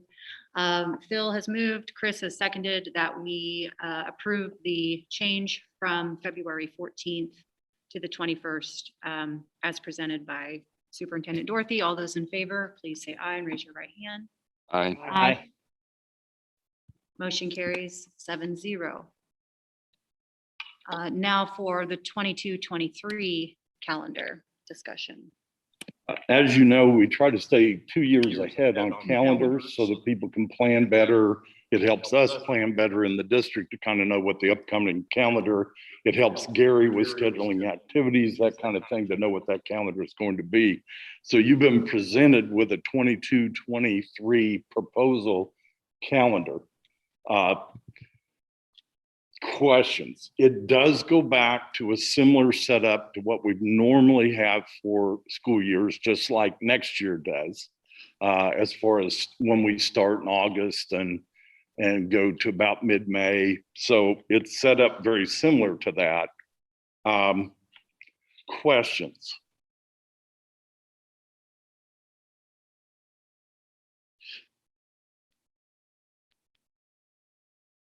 If no questions, you can do one of two things. You can go ahead and make a motion tonight to set it up.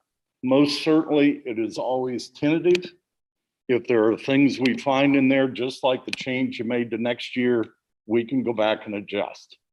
But it does get it out there so people can plan for next school year.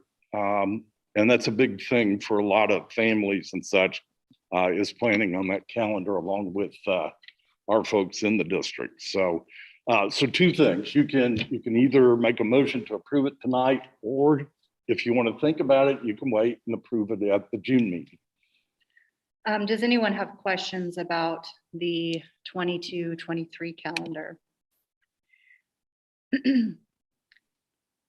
As Mr. Dorothy stated, it's reflective of a more normal year, which has been the plan all along. And I hate that there's been so much confusion and worry about that. But I personally would like to see us approve this unless a board member has a question, because there's no way this calendar could be put together tonight just because of public comment. Like, this was always the plan, and I'm not sure on that piece of it what might have been broke down in communication. I think it's something to study and learn from. But at the same time, I would be comfortable approving the calendar as presented, because it does reflect a more normal school year. There's no addendum at the bottom that says AB day like last year's did. But I want to make sure you all have an opportunity to express any questions or desires to wait until the next meeting.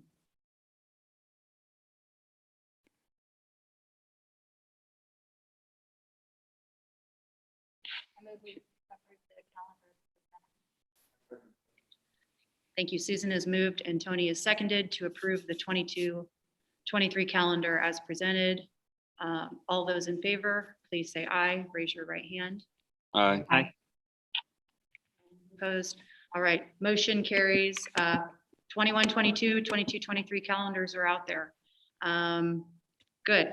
All right, item number 3, which was amended at the beginning of the meeting to our agenda, is to revisit the recent changes with the mask mandate and all that that implies. So opening that up for discussion, Mr. Dorothy, I don't know if you would like to give sort of a recap of where we were versus where we are, what some of the timelines are involved as far as the county meeting, not until Wednesday, the timeline of the CDC change on Thursday, Governor Kelly, just sort of reviewing all of that, just so we can kind of get our bearings for the discussion. Last week, of course, all of us heard new advice from the CDC on those people that are vaccinated and wearing masks. We got that. There was more information sent out afterwards about what those would look like, the kind of adjustments for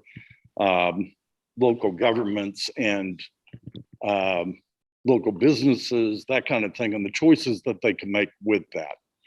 So that came out after that.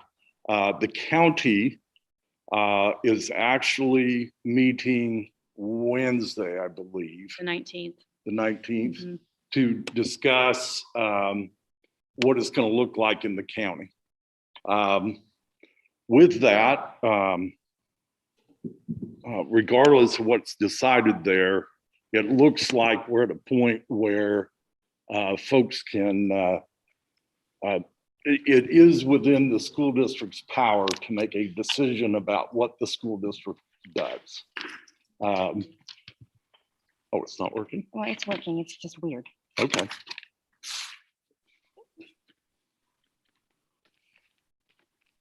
So the school district has its option to decide what it would like to do for at least the remainder of the school year. Past that, decisions have not been made by those entities and so on. But I also think more and more responsibility will come back to the school district to make decisions about where you would like to go in the future. So that kind of places us where we're at on this for now. Did everyone have a chance to review the emails that were sent out just this afternoon with the staff survey results about that as well? Did everybody have a chance to look at that?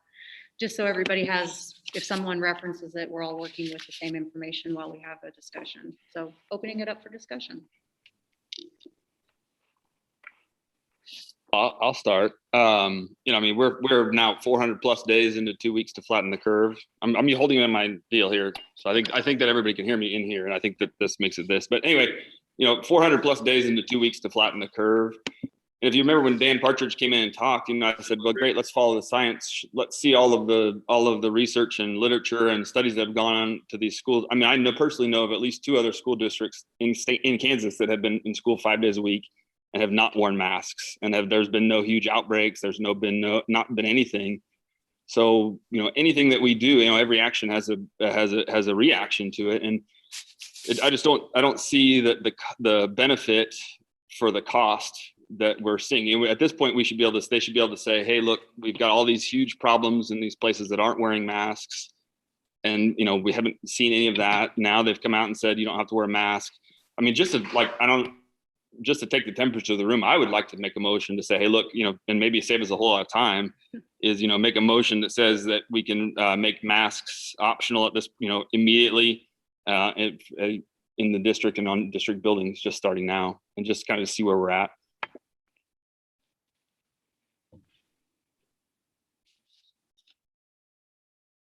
Can you state that again? I'm sorry. Yeah. You want to make a motion? I'd like to make a motion that says that we're going to eliminate the mask mandate, make masks optional in the district and in district buildings, and basically just in general make masks optional instead of mandatory starting immediately. Is that, I just want to be clear, I'm not trying to question, I'm just clarification. So not with the CDC recommendation, that's for everyone, even if they're vaccinated or not, because obviously I don't think any of us have any interest in checking if people are vaccinated, but obviously Right. At the same time, we know that no one, below a certain age, Right. even if they wanted to do that, and not everybody wants to do that. Right. And again, if we follow the science, like Bronze was talking about, the effect of COVID on the kids, and this, especially the extreme, the very young, is negligible. So I mean, that would be my motion. Just okay, just that's make everything. masks optional.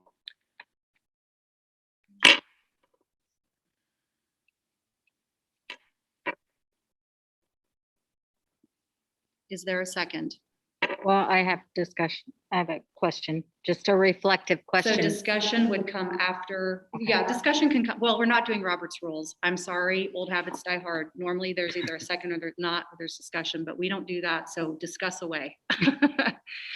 I just want to put out there, based on the survey results, how what comes into play with that the majority of staff are more comfortable in the present rules. That is what the staff survey said. That's correct. And for folks who spoke earlier about, who are we protecting? That was kind of posed as a rhetorical question. Well, the answer is, as board members, it's our legal responsibility to do our best to protect all staff, students, and facilities of USD 348. It's not an either or. It's not supposed to be. It's a both and. To Susan's point, that is correct. I think one thing I would be interested in is understanding, for those parents, I've heard from a lot of them, and they don't tend to be the type that like to do public comment or confrontational settings, but I have also heard from a lot of people, and I just want to represent this in the discussion, because I have mixed feelings, but I have had a lot of people say that now I'm not going to feel safe sending my little one to school if you guys end up lifting the mask. And so that's what's hard about this. So we're just going to have to figure a way out with this. And I think we're just going to have to figure a way out with this. And I think it's really important to hear from everyone. Either way, I think it was important that we discuss this tonight, because whether Douglas County was going to United Command, which is supposed to serve all the schools in our district, I'm sort of disappointed, and I don't mind saying that they couldn't find a way to meet before the first district in their charge was going to be facing this. But yet again, we get to be the trailblazers. And I don't mean that disrespectfully. I'm just trying to bring some levity to this. It is difficult when people are giving conflicting professional recommendations. So we just need to talk about it. And to Phil's point, it's, we'll have to take a vote one way or the other. But Carrie, you looked like you were going to say something. So let me be quiet for a little bit. You guys jump in. So I feel like when we started the school year and throughout, when we started the school year, we put this in place the way we are, and a lot of people were in favor of it. The parents, the teachers, students, there were a lot more And still, I mean, we heard very strong opinions tonight, but from a very small percentage of the patrons. And by now, people are very tired of it. People are tired of AB. People are tired of masks. People are just tired of it. People are tired of the CDC like flip-flopping, giving us whiplash. And, you know, so, but throughout the year, we've been very clear that we made a decision. Our parents, students, they made their decisions based on ours. And we have like, what, 8 days left in school? 8.5 days. So we have 8.5 days. I feel like I mean, I wish that we could just do away with it too. My school is doing away with it tomorrow, my university. But I feel like we have a responsibility to everyone to keep what we started. We already went back to full-time if people want that option, which I agree is not good.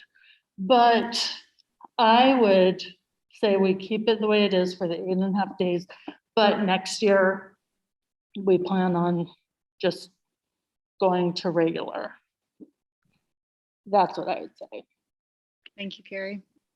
And if I'm being honest, I didn't like, people came tonight really passionate about next year, and it didn't cross my mind that we wouldn't go back as normal next year. So maybe that's my ignorance, I'm not sure, but that passion came through loud and clear, as if there was going to be a big pushback on going back full time, because I know we all want what feels the most normal to kids.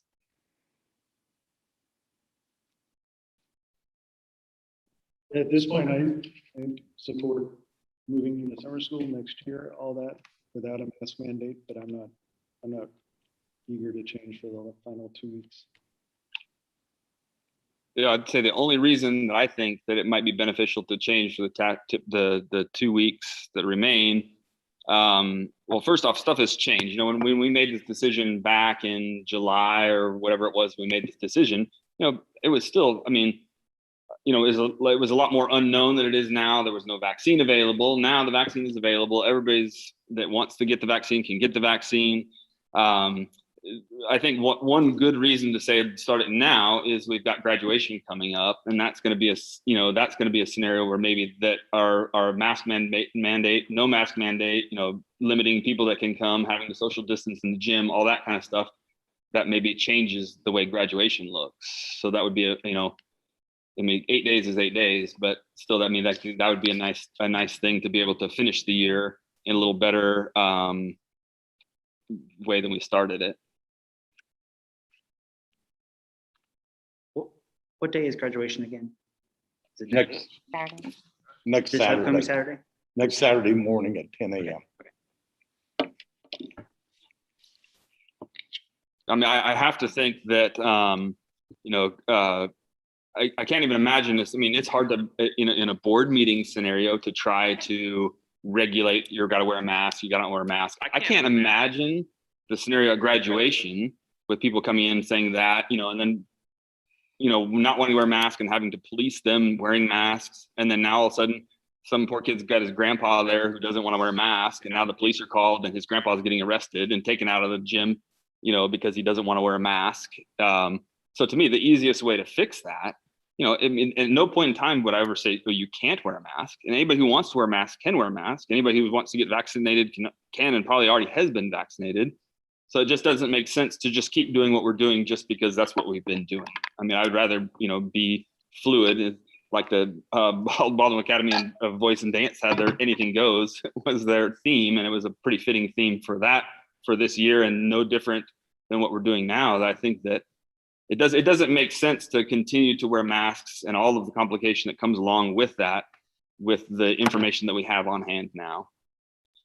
Okay, since you called me out specifically, I got to respond. Of note is that we followed the CDC recommendations, which includes if you are vaccinated, you don't have to wear a mask. And we made that decision that we were not going to police. Also, the event was outdoors and not inside.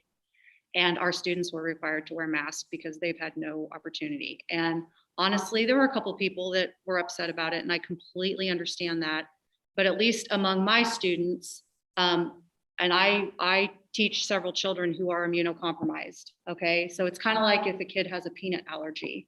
Does it stink when the whole school can't have peanut, but we have like safe places, because it's serious. I mean, for most kids, it's not. I probably wouldn't have survived childhood without antibiotics and peanut butter.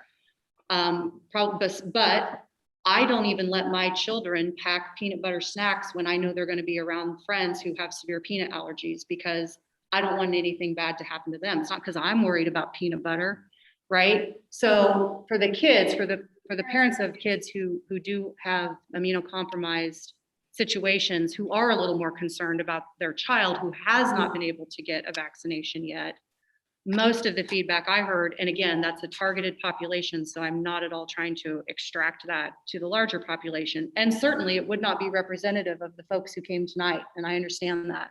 But most of the families that I teach said, thank you for keeping that for now, get us through the end of the year. They don't have to make that change or adjust to that. And also, I am worried about my kid getting it. So that's the part that I struggle with. I want to do away with them also. To me, that's who I'm worried that we're not speaking for, just because they're not here tonight, or we didn't hear from as many of them. But there are just as many of those folks if not, well, maybe not more, but there are just as many. Like anything in this country, everything's 50-50, right? So how do we be board members for everyone? That is my genuine, and I think all of our genuine concern. There's never been any question about what we are planning for next year. All of our plans and all of these things are planning for normal school next year. Again, I don't know where that happened. So I think we have to separate that out from just what we're doing for right now to the end of the school year, and then have that. And I think I'm spurring some people who want to say stuff, which is my hope. If I talk long enough, some of you guys will, because we're gonna have to live with it no matter what it is. It's a group decision, and whatever four goes one way, we'll all stand by it because there was a process. So next. I have a question then. What changes between now and next year that is the kickoff, the catalyst that says, okay, now we can do that? I mean, I can't imagine a scenario where we're in a better position in the fall than we are now. I mean, I don't know what I get your point. Yeah, Totally. For us at BADV, since you called us out, we were like, hey, It's a really good show. thank you. We tried really, really hard. It's been a hard year. But our thing all along has been, as a private business, we're going to follow the CDC. And so if the CDC says this, we're going to do it. Well, as of Thursday, they said something different. So we were going to do that. And the CDC recommendation is, if you're vaccinated, you don't have to wear a mask indoors or outdoors if you're vaccinated, which is why we're like, we're just following them, because PS, I'm not a doctor and never have been, never will be. But that's also a private institution. We made that decision. As a school district, all along, we have had different implications, or at least, my understanding of what the county would do if we didn't comply was very specific, up to a certain point. I think now we have a different understanding about that. If I'm wording that correctly. And so it's on us to make the call. I understand what you're saying. What's different now by the math? I get it. Well, I think what's different in the fall is a much broader section of our student base will have access to a vaccine if they want it. We're just barely entering a phase where a lot of our kids will have access but don't have it yet. And frankly, I've talked about this all year. I get a little offended when people say things like our kids are not at risk at all.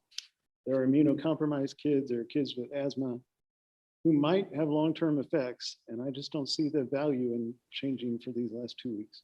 Of those kids, then how many? I mean, I want to do not hypotheticals. Let's do reality, real things. Let's say, do we have a number? How many kids that are in school, going to school each day during this whole process, are immunocompromised? I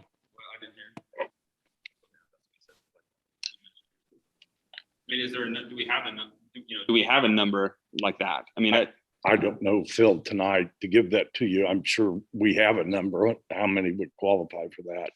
But I'm sorry, I don't have that to tell you how many we have. And to Kelly's point earlier, I've got 2 kids with peanut allergies, and that's part of life. And if there was a peanut festival at school, they probably wouldn't come to school. And my suspicion is that anybody who has a kid that's immunocompromised for whatever reason probably is taking all the precautions they can take to protect those kids. And I don't know, and I'm asking, and and it's a very valid point in the sense that, but my suspicion would be that anybody who is immunocompromised probably is already doing remote learning.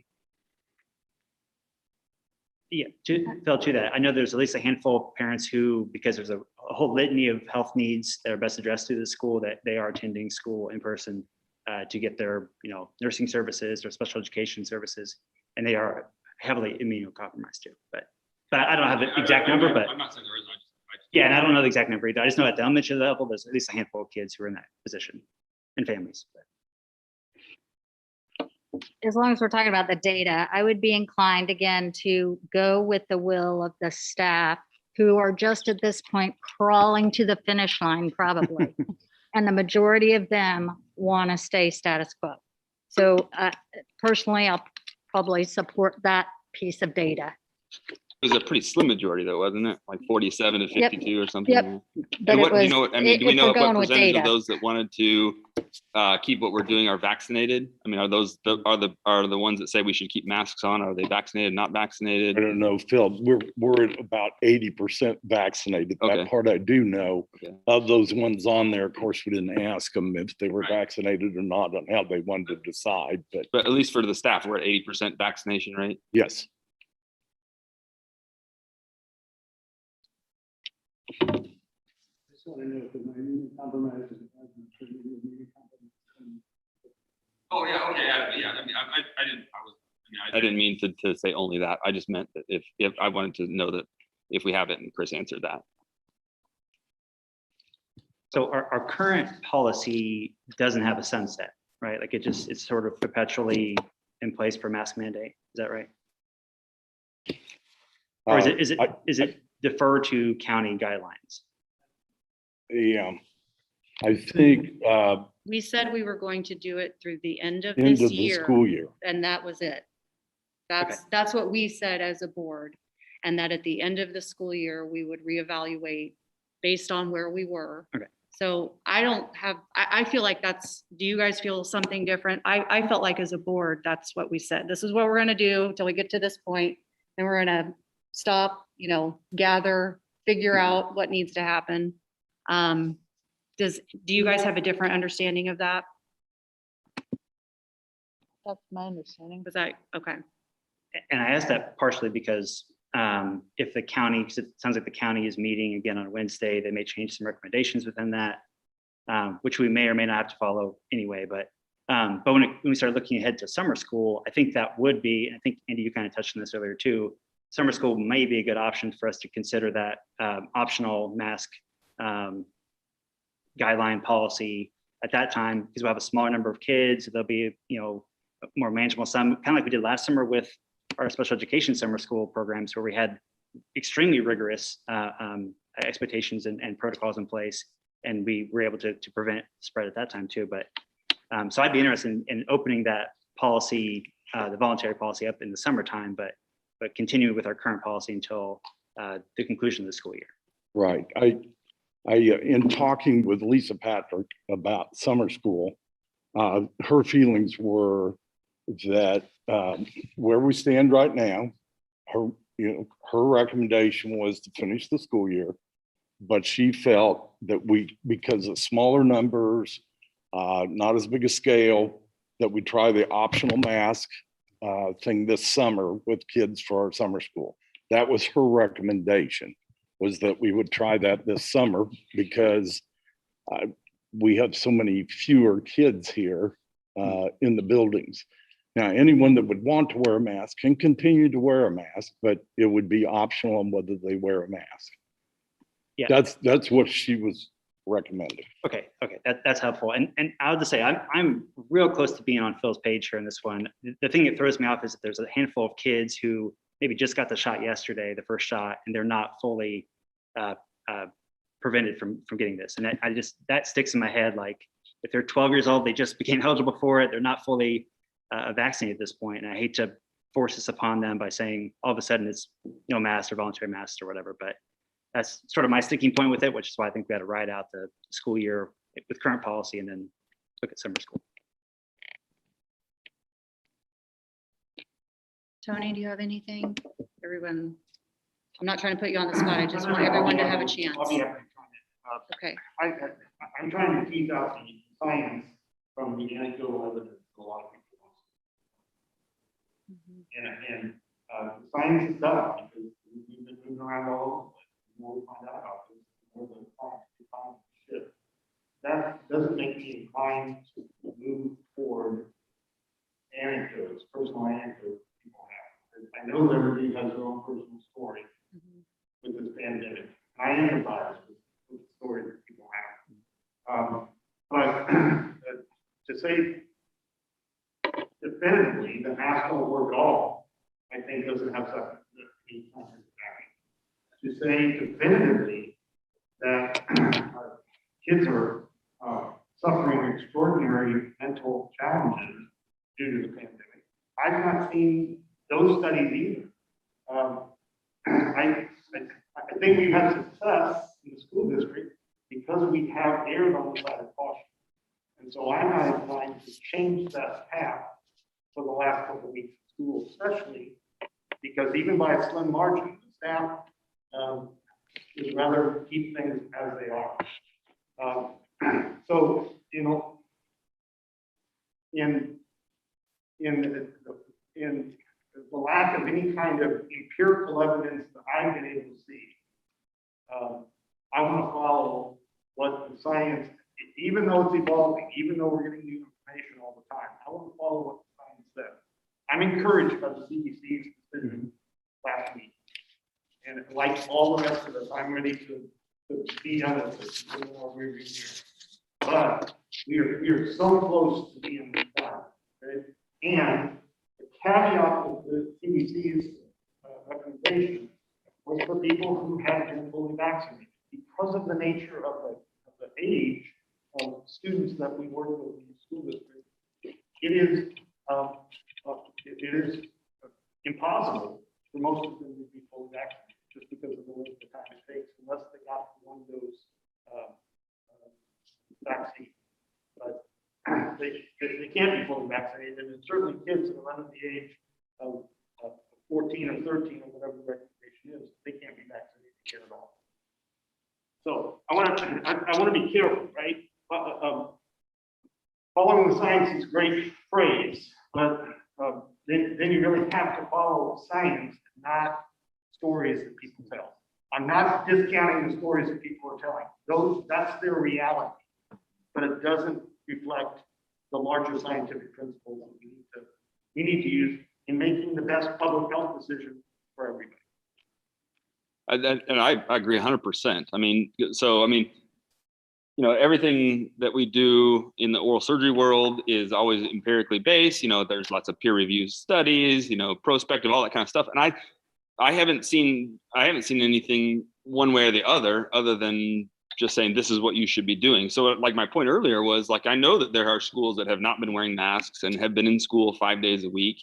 And I mean, my practice sees people from all over the state, and I get those people in, and I haven't seen any studies to say that what we're doing is actually better than what they're doing, I guess. And so that's my question about is the studies. You know, we're putting a whole lot of our of our students' lives and, you know, giving up a whole lot of stuff to be able to wear masks. I mean, my kids had to wrestle in masks. That's really hard to do, you know?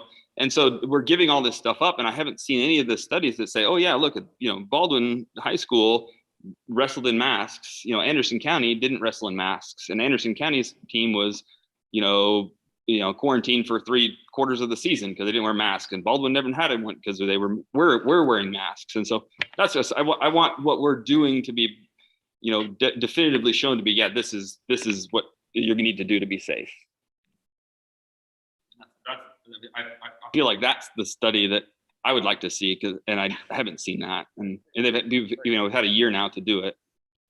As would I, right? I would love to see that evidence. So that's where I get stuck. And I know you appreciate that. That's important to see that data. And unfortunately, it just hasn't been gathered. But I'm not persuaded by an anecdotal argument that this school district has gone full-time with no mask, with people not social distancing, and they have not gotten sick. I'm not convinced by that anecdote. And nor am I. That's why I would like, that's what we're all both on the same page. And I'd like to see that study. It doesn't sound like I have the support that I would like to have to say go to no masks. Can we talk about graduation then separately? Because I think that's a little bit different kind of topic, right? I think that would be fine. Actually, that is a thing of stress for us on how that's going to work. Most certainly, we've informed parents how we believe that's going to be. We are going to be inside. I'm glad we made the decision because it looks like it's going to rain. So, but I am concerned. So the other night, the Topeka schools, several of the Topeka schools had their graduations. Washburn Rural had everybody in masks, and when they came, the crowd and everybody. Seaman chose to do the kids in masks and optional in the crowd. So it was up to people if they came in the crowd to do that, and then they went ahead and allowed anybody in that wanted to come in. As we stand right now, we have 6 tickets per kid in order to kind of keep at a occupancy level. And we're asking for masks to be in there. But you brought up points before that are concerning us as administrators about how we make that work. So yes, I don't mind a conversation by the board here on what they feel might be okay. At one time, that would have been following exact rules the way we're doing it. I think that's adjusted now. From what I've read, there is an option to on occupancy masks, of course, as the CDC has said. So yes, why don't we have a discussion about graduation? Okay, I'm sorry, but I think to me, it's related. You can't have one without the other, without the principal position. And I think, and I'm sorry, because I do think we need to talk about graduation. I don't mean to belabor it, but I also think, I don't think it's not about having support for a particular motion. I support, I don't want to be a hypocrite. In my personal teaching life, I support following the CDC, which means if you're vaccinated, or, you can, and it says inside or outside, you can choose not to wear a mask.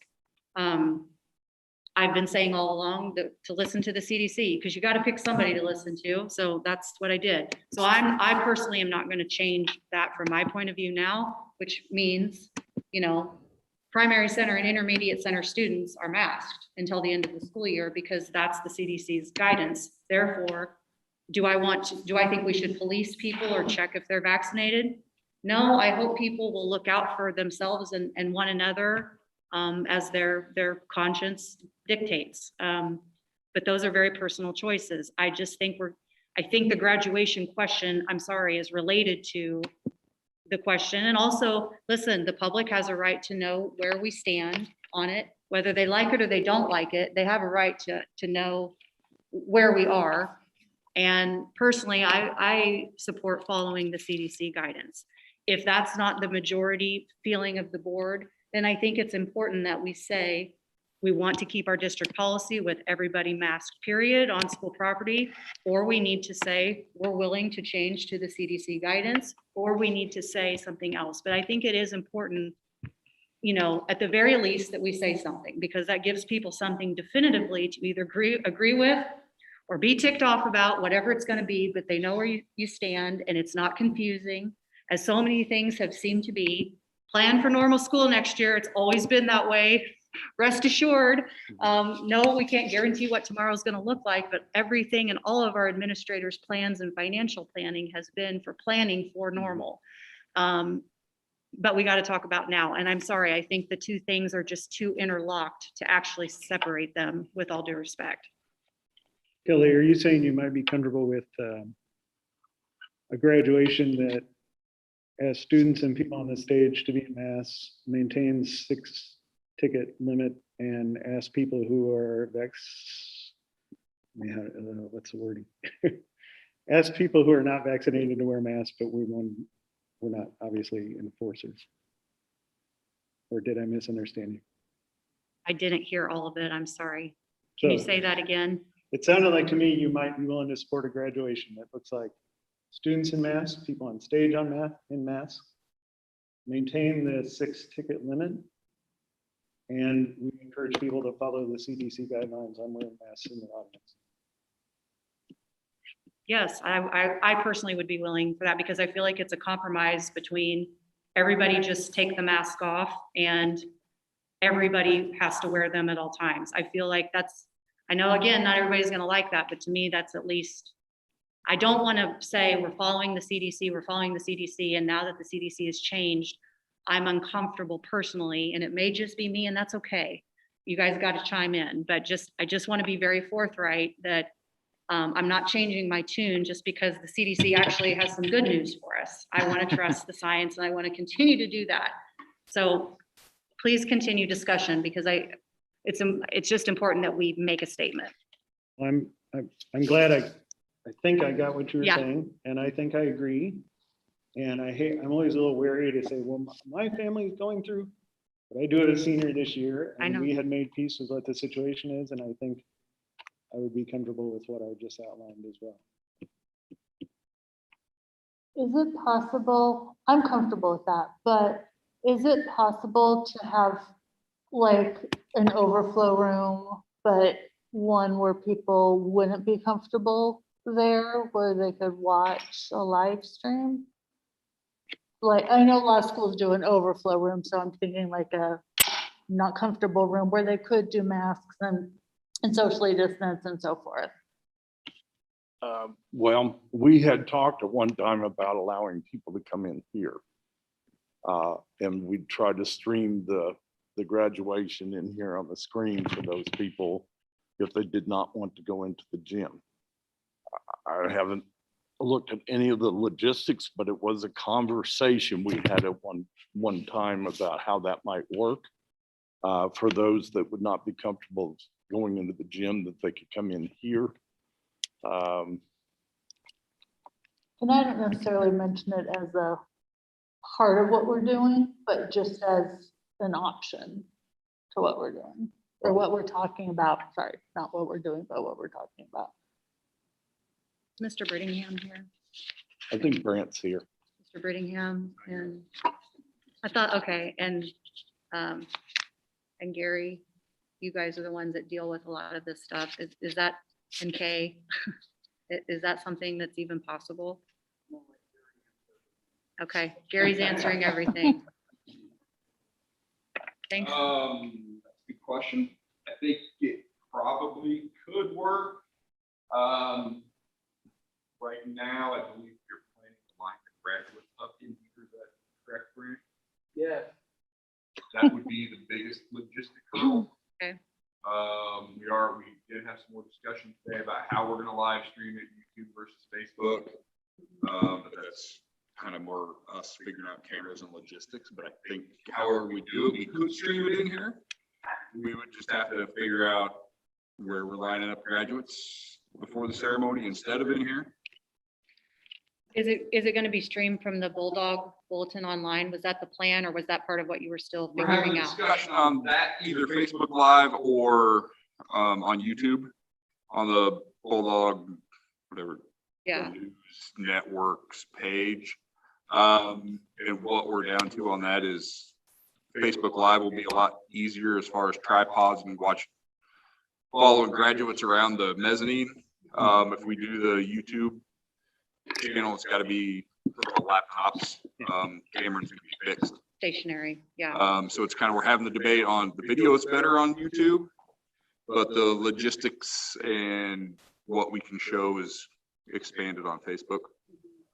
But also just throw this out there, Derek mentioned it, whatever we decide for graduation probably needs to stay in for 8th grade promotion. Correct. 2 days later as well, so. FYI there. I know the multi-purpose room is normally a gathering area of, Could be, I mean, for I'll be honest, from my standpoint, I don't care where we line graduates up. We just need to know by Friday when we practice. Because we can tell them to gather wherever. I don't know. I don't think it's about changing anybody's plans. I just think it's being creative about our spaces, even if it was the library for offering the hospitality that Carrie brought up. I mean, I think this would be a better venue for the fans. If they don't want to sit in the gym personally. Because of seating. We've got better seating and a bigger stage and screen. But I know we used to line up graduates in a hallway, so I mean, I don't think there's huge issues there. But that's my thoughts. So you're saying there's a chance. Okay, What am I so missing, Grant? I think, my opinion, going to watch it.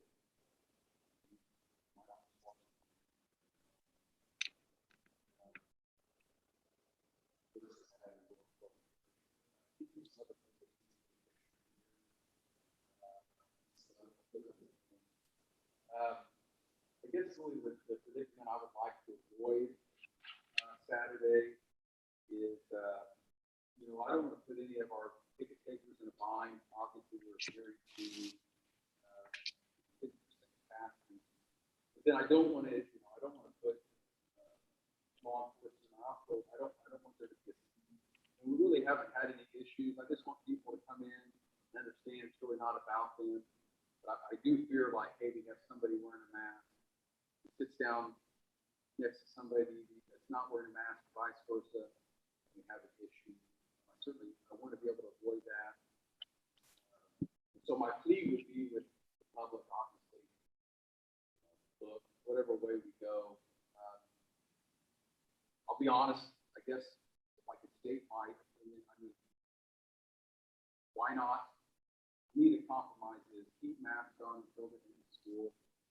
Then if you want to say, I mean, we're already saying basically we're not going to police it. So that's obviously public knowledge for Saturday. Then they have the option to do what they want.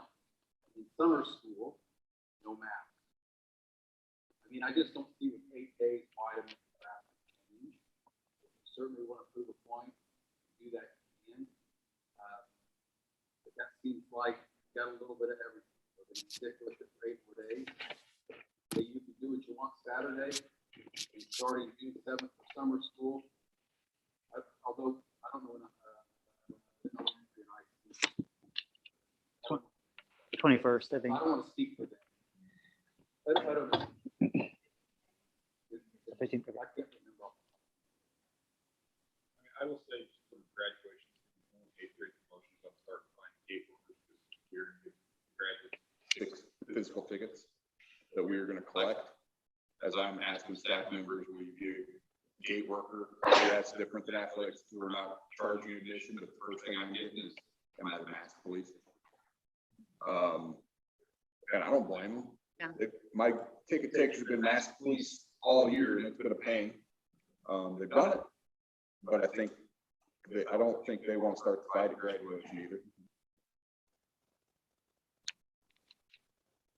Well, to your point, Andy, with being on stage, those are all seniors, right? So they're all 18, 17, 18, some of them maybe 19 years old.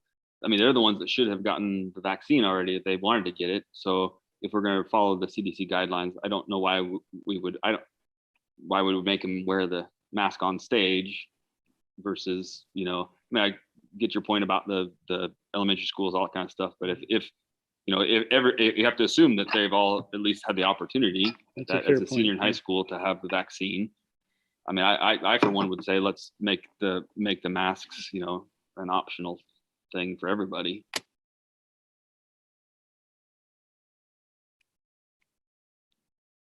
Mr. Brittingham. Just one more thing I should add. We had planned on, the graduate does choose to wear their mask. This is an exception of what other schools in our region done. When we walk across stage, they have the ability.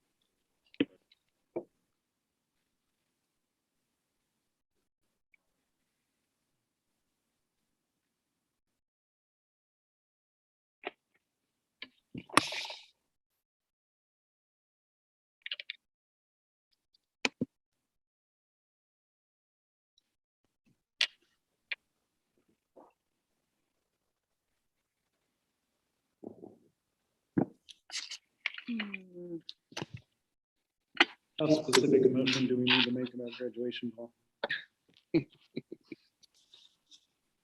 please, Amy, please loop eighth grade promotion into something. either Thank you. same Graduation motion and or- eighth grade Yeah, promotion. do it for both. Is that also a ticketed situation at this point? Yes. I believe Derek, I think it's 6 as well. Okay. Same venue? Same venue, same number of tickets. So I guess what we need direction on from the board is occupancy and masks.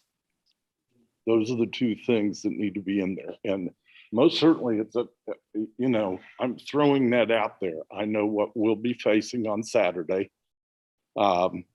So I want to make sure it's how you guys want it to be, and then that's what we'll do. So, so however you want to, if you're not comfortable with going over the 50%, then stick with the 6 tickets. If you guys want masks, you want to make masks optional, you guys just tell us how you want to do that.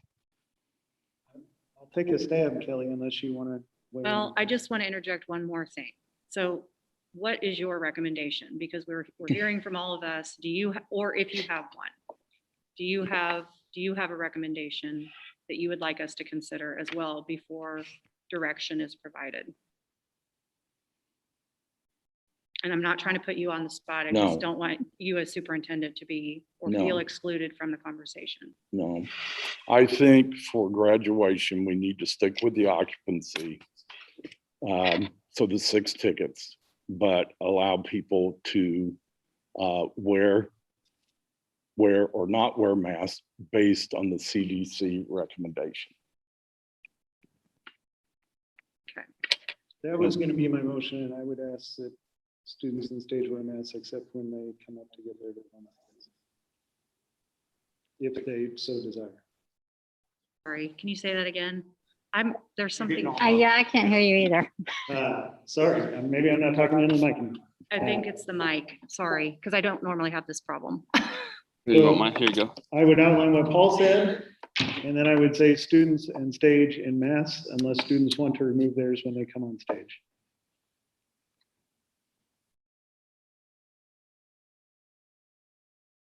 So for high school graduation and 8th grade promotion, so what you're saying is within the CDC's recommendation? I believe so. Yeah, for vaccinated people, It is a little more stringent on the students who may have been vaccinated. right?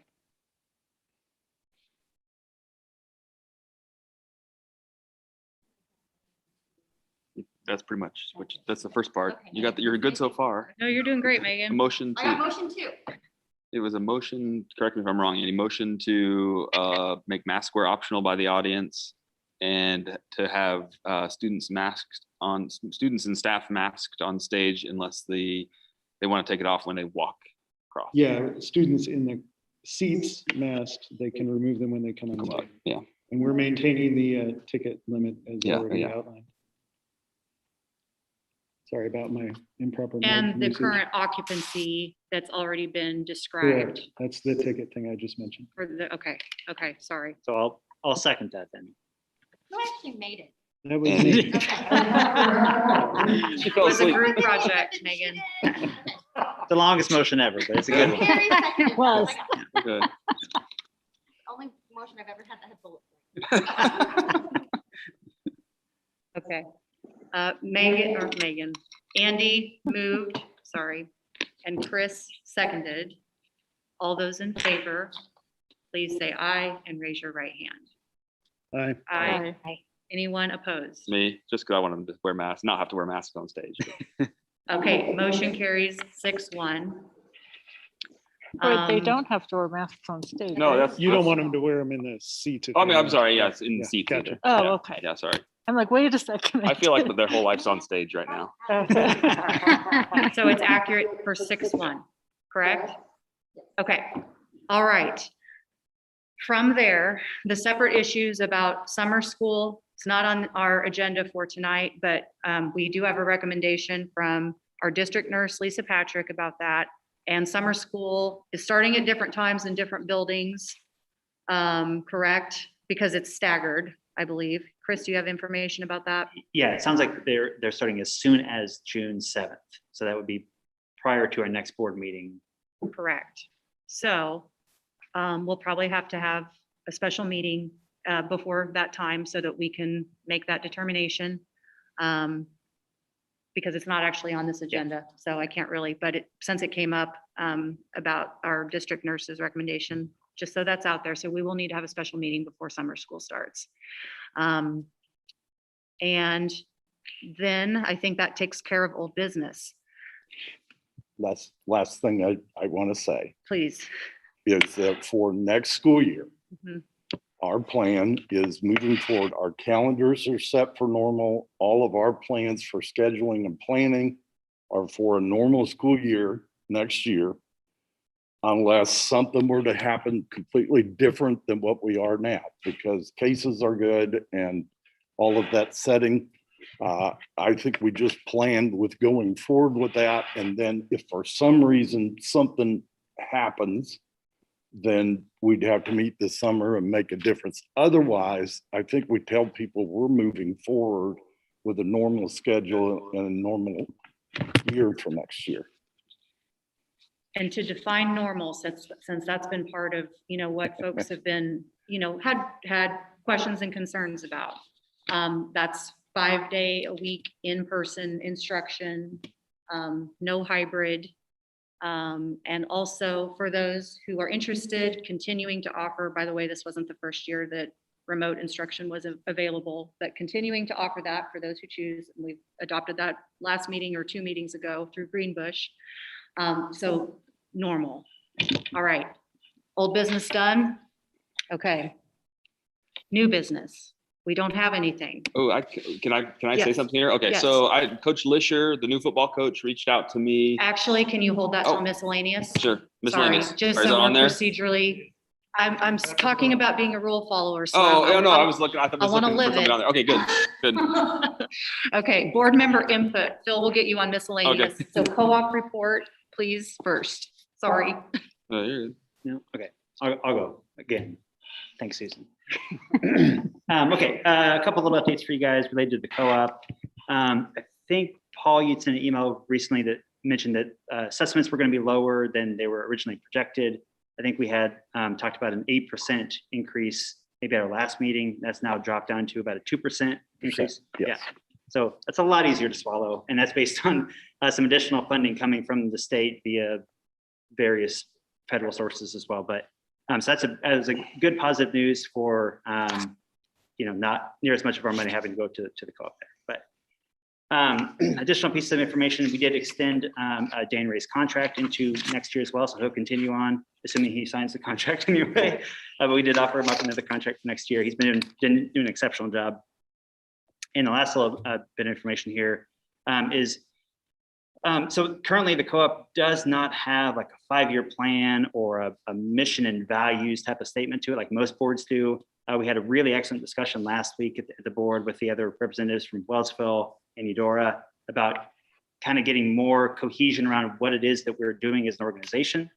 So we're going to start exploring, maybe not quite as extensively as we're doing on the board here with the full Greenbush involvement plan, but being more clear about what the goals of the co-op are, how we expect the districts to be involved with that, and making sure that the board has more of an ownership say over the future direction of that organization as well. So we'll keep you updated as it evolves there, but it was a great discussion. All the other communities that we work with there are all just wanting more clarity on what the purpose of the co-op is. And that seemed like a fairly effective way to go about establishing why do we have a co-op for one, and what is the intent of the co-op as well. But so I'll keep you updated on that too. Thank you. That's it. Fantastic. Thank you. Yeah, you're going to be getting a lot of that work in then, since you're going to be on 2 boards doing that at the same time. Yes. Yes. Just to go back to Phil's question about how many students might be. Oh, yeah. Yeah.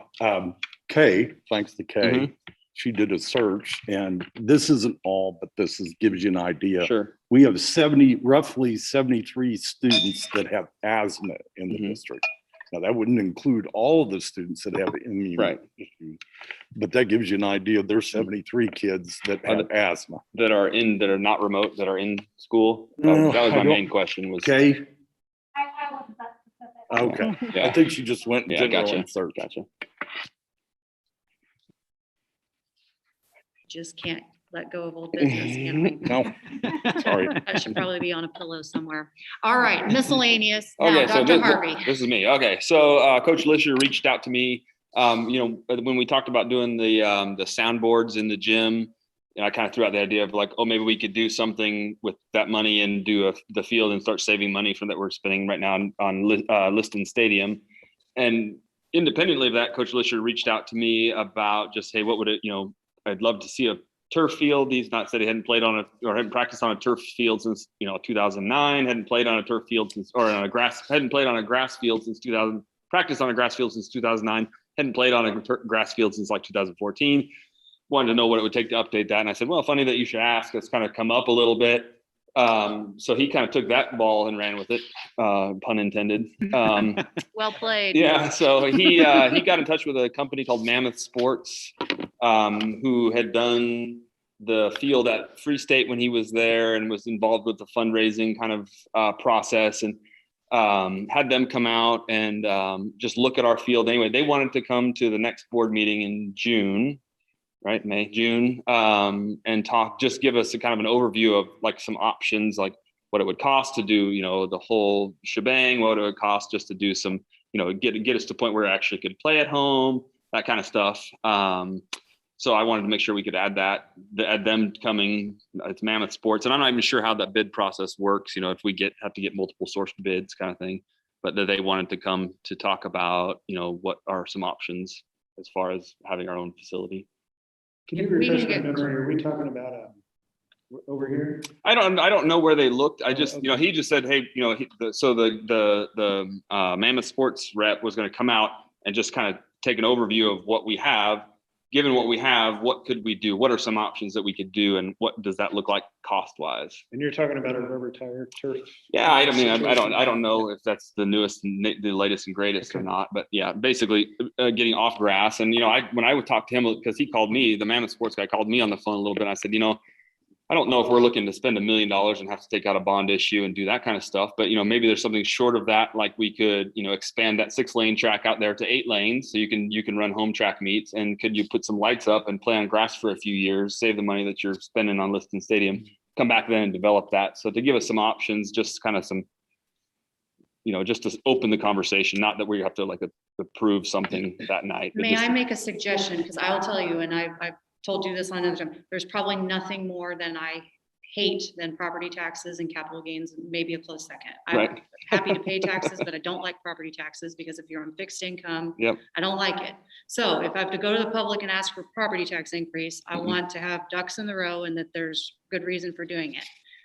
I love this, but what I would like to just ask, rather than we putting it on the June agenda, is can we direct those contacts through Mr. Dorothy and through Cindy, because we do have legal mechanisms in place where bidding is concerned, that if we don't do that correctly, it can get us in trouble. And again, I'm so excited about our financial gold star we got this year, and I don't want to do even the slightest little thing. So could we make connection and go through you guys?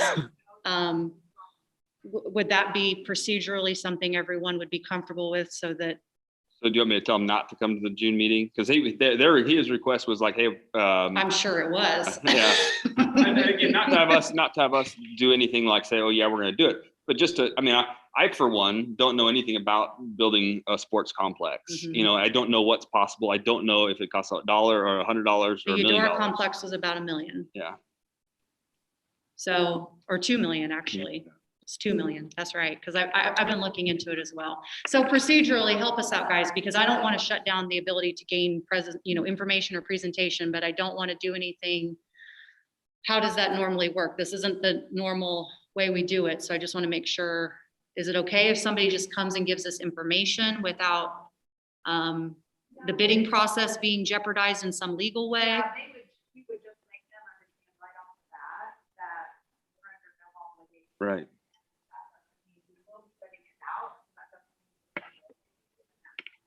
Mm-hmm. Okay, That would be my goal to get okay. from that. As long as that is clear, I just want to make sure that we're not, Mr. Yeah. Dorothy, do you have anything to add to that? Well, the thing I'll say, and no problem, I understand the reason to move forward with looking at things right now. I think it's important to know that the whole board is on board with this, because anytime you're going to push this forward, we got to be all on one page that this is the right thing to do and make this move. And I understand the reason for doing that, but I do know if you're going to do this, Mhm. that the board's got to be on a page to say, yeah, we think this is the right thing to do now for these reasons. If you're going to try and move forward with something like this. I don't even know enough to know if I'm on the page or not. That's No why I want to know. No That's why, I mean, like I said, you know, I get where you're going, Phil. You at least want to see, okay, what are we talking? I mean, how much does this take? I just want to make sure everybody, and Phil, I'm not trying to rain on you, but That's okay, feel free. I want to make sure everybody, if you want us to push forward, Cindy and I we'll move forward and get this information if the board wants to see what that looks like. And if you're all good with seeing that, great. We'll work on that. We'll move forward on it. So I'm going to interject and say, because it's not on the agenda and it came up through miscellaneous, I Right. think it's appropriate to be on the agenda for next month. We can educate and listen to information. That way nobody feels on the spot to make some sort of decision one way or the other right now. And as long as it's clear with the folks at Mammoth that we're not, voting to say Right. yes or no when they come. I've made that pretty clear. I feel Okay. like on the phone talking. Great, then we're good. But I don't really want to have too much more of an extensive, like philosophical conversation about it when when it wasn't on the agenda and folks didn't have a chance to do your own research, check with your constituents, see what the appetite is, et cetera. So let's look at it in June if everybody's comfortable with that. Okay. Can I put one more thing on the agenda for June then too? It's miscellaneous Yeah, time. perfect. So also Coach Lisher talked to me about a separate issue, talked to me about wanting to update the school weight room and having an area for like some turf to do some plyometrics and do just kind of updating it. And he actually had a bid, I think, for like $9,000 to do that. So can we put that on the agenda to at least talk about? Has that gone through our athletic director? Yeah, I know that they've talked about it. Okay. So I think, but I just want to have that maybe get put on the agenda for June to talk about. Gary had sent that through to Cindy and I about a possible capital outlay addition. Yeah. For that. It was just, relatively small, not $2 million. Great Yes. weight room. Yeah. Thank you. Okay. So that did go through athletic department. I just want to make sure we're following our internal procedures and that's good. Okay, so then fine. Okay, anybody else, any other board member have a miscellaneous item that they would like to bring up or have brought up at future meetings?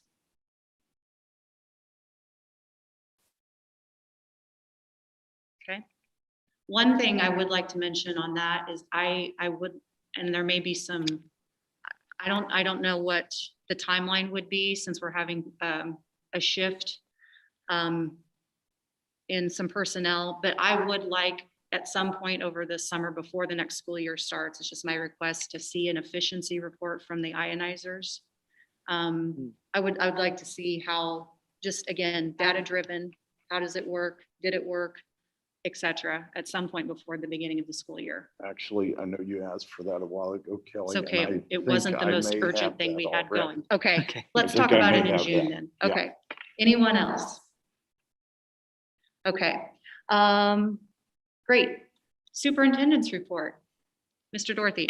I have nothing to add at this time. Okay. We've kind of covered it all in all the previous sections. Okay. All right, then it is time for executive session and we do have some things. 15.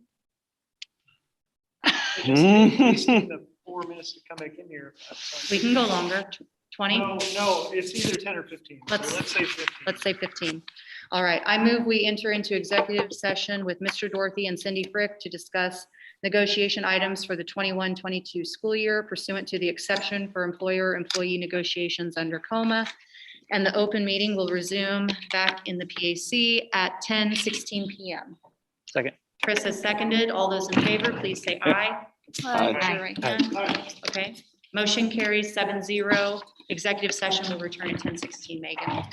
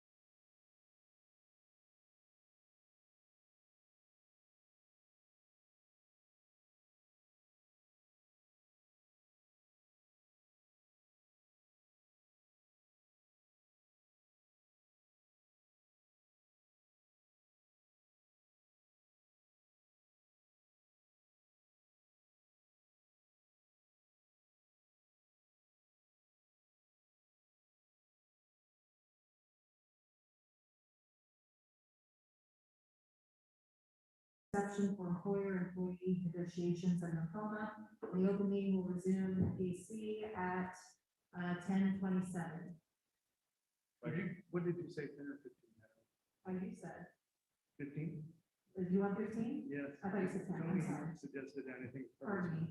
I'm gonna change that. We're going for 15 minutes, and so that would be 10 for 2 p.m. when the meeting resumes.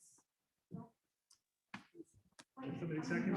For the second, yeah. Bill second. Oh, okay. All those in favor, please Aye. say aye. Aye. Seven.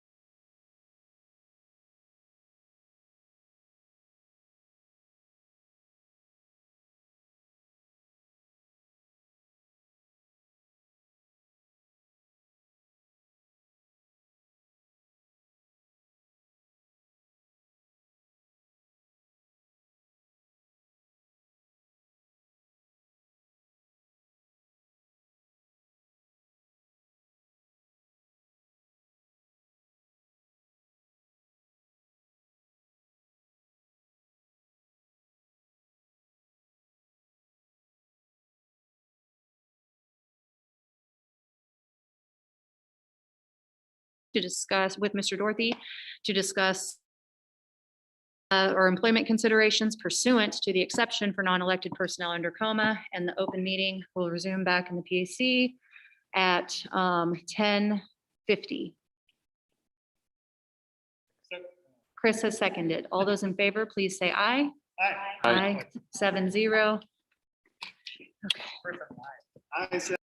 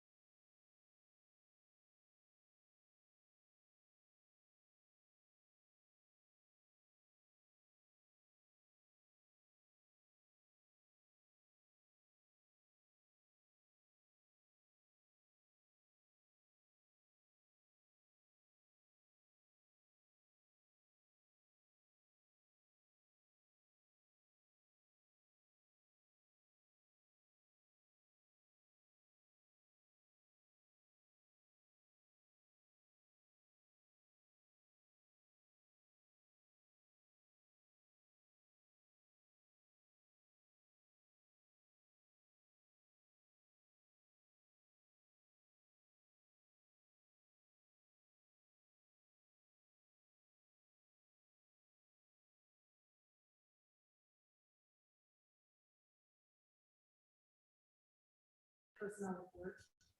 There are a total of three separate things that we would need to approve.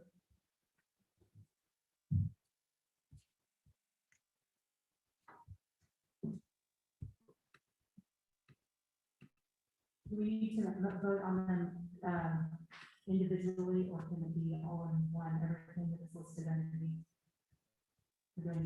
Because Them are resolutions. Sorry, no, I'm sorry. Do we need to vote on them individually or You can need to vote on the personnel report. separately? So start there. Okay, I move we approve the personnel report as presented. Second. Phil is seconded. All those in favor, please say aye. Raise your right hand. Aye. Okay, 7-0. Then approve. Then I move the we approve resolutions. the two resolutions as presented. Second. Phil has seconded. All those in favor, please say aye. Raise your Aye. right. Motion carries 7-0. Who would like to make the motion for adjournment? Motion we adjourn. Phil has moved. Carrie has seconded that we adjourn. All those in favor, please say aye and raise your right hand.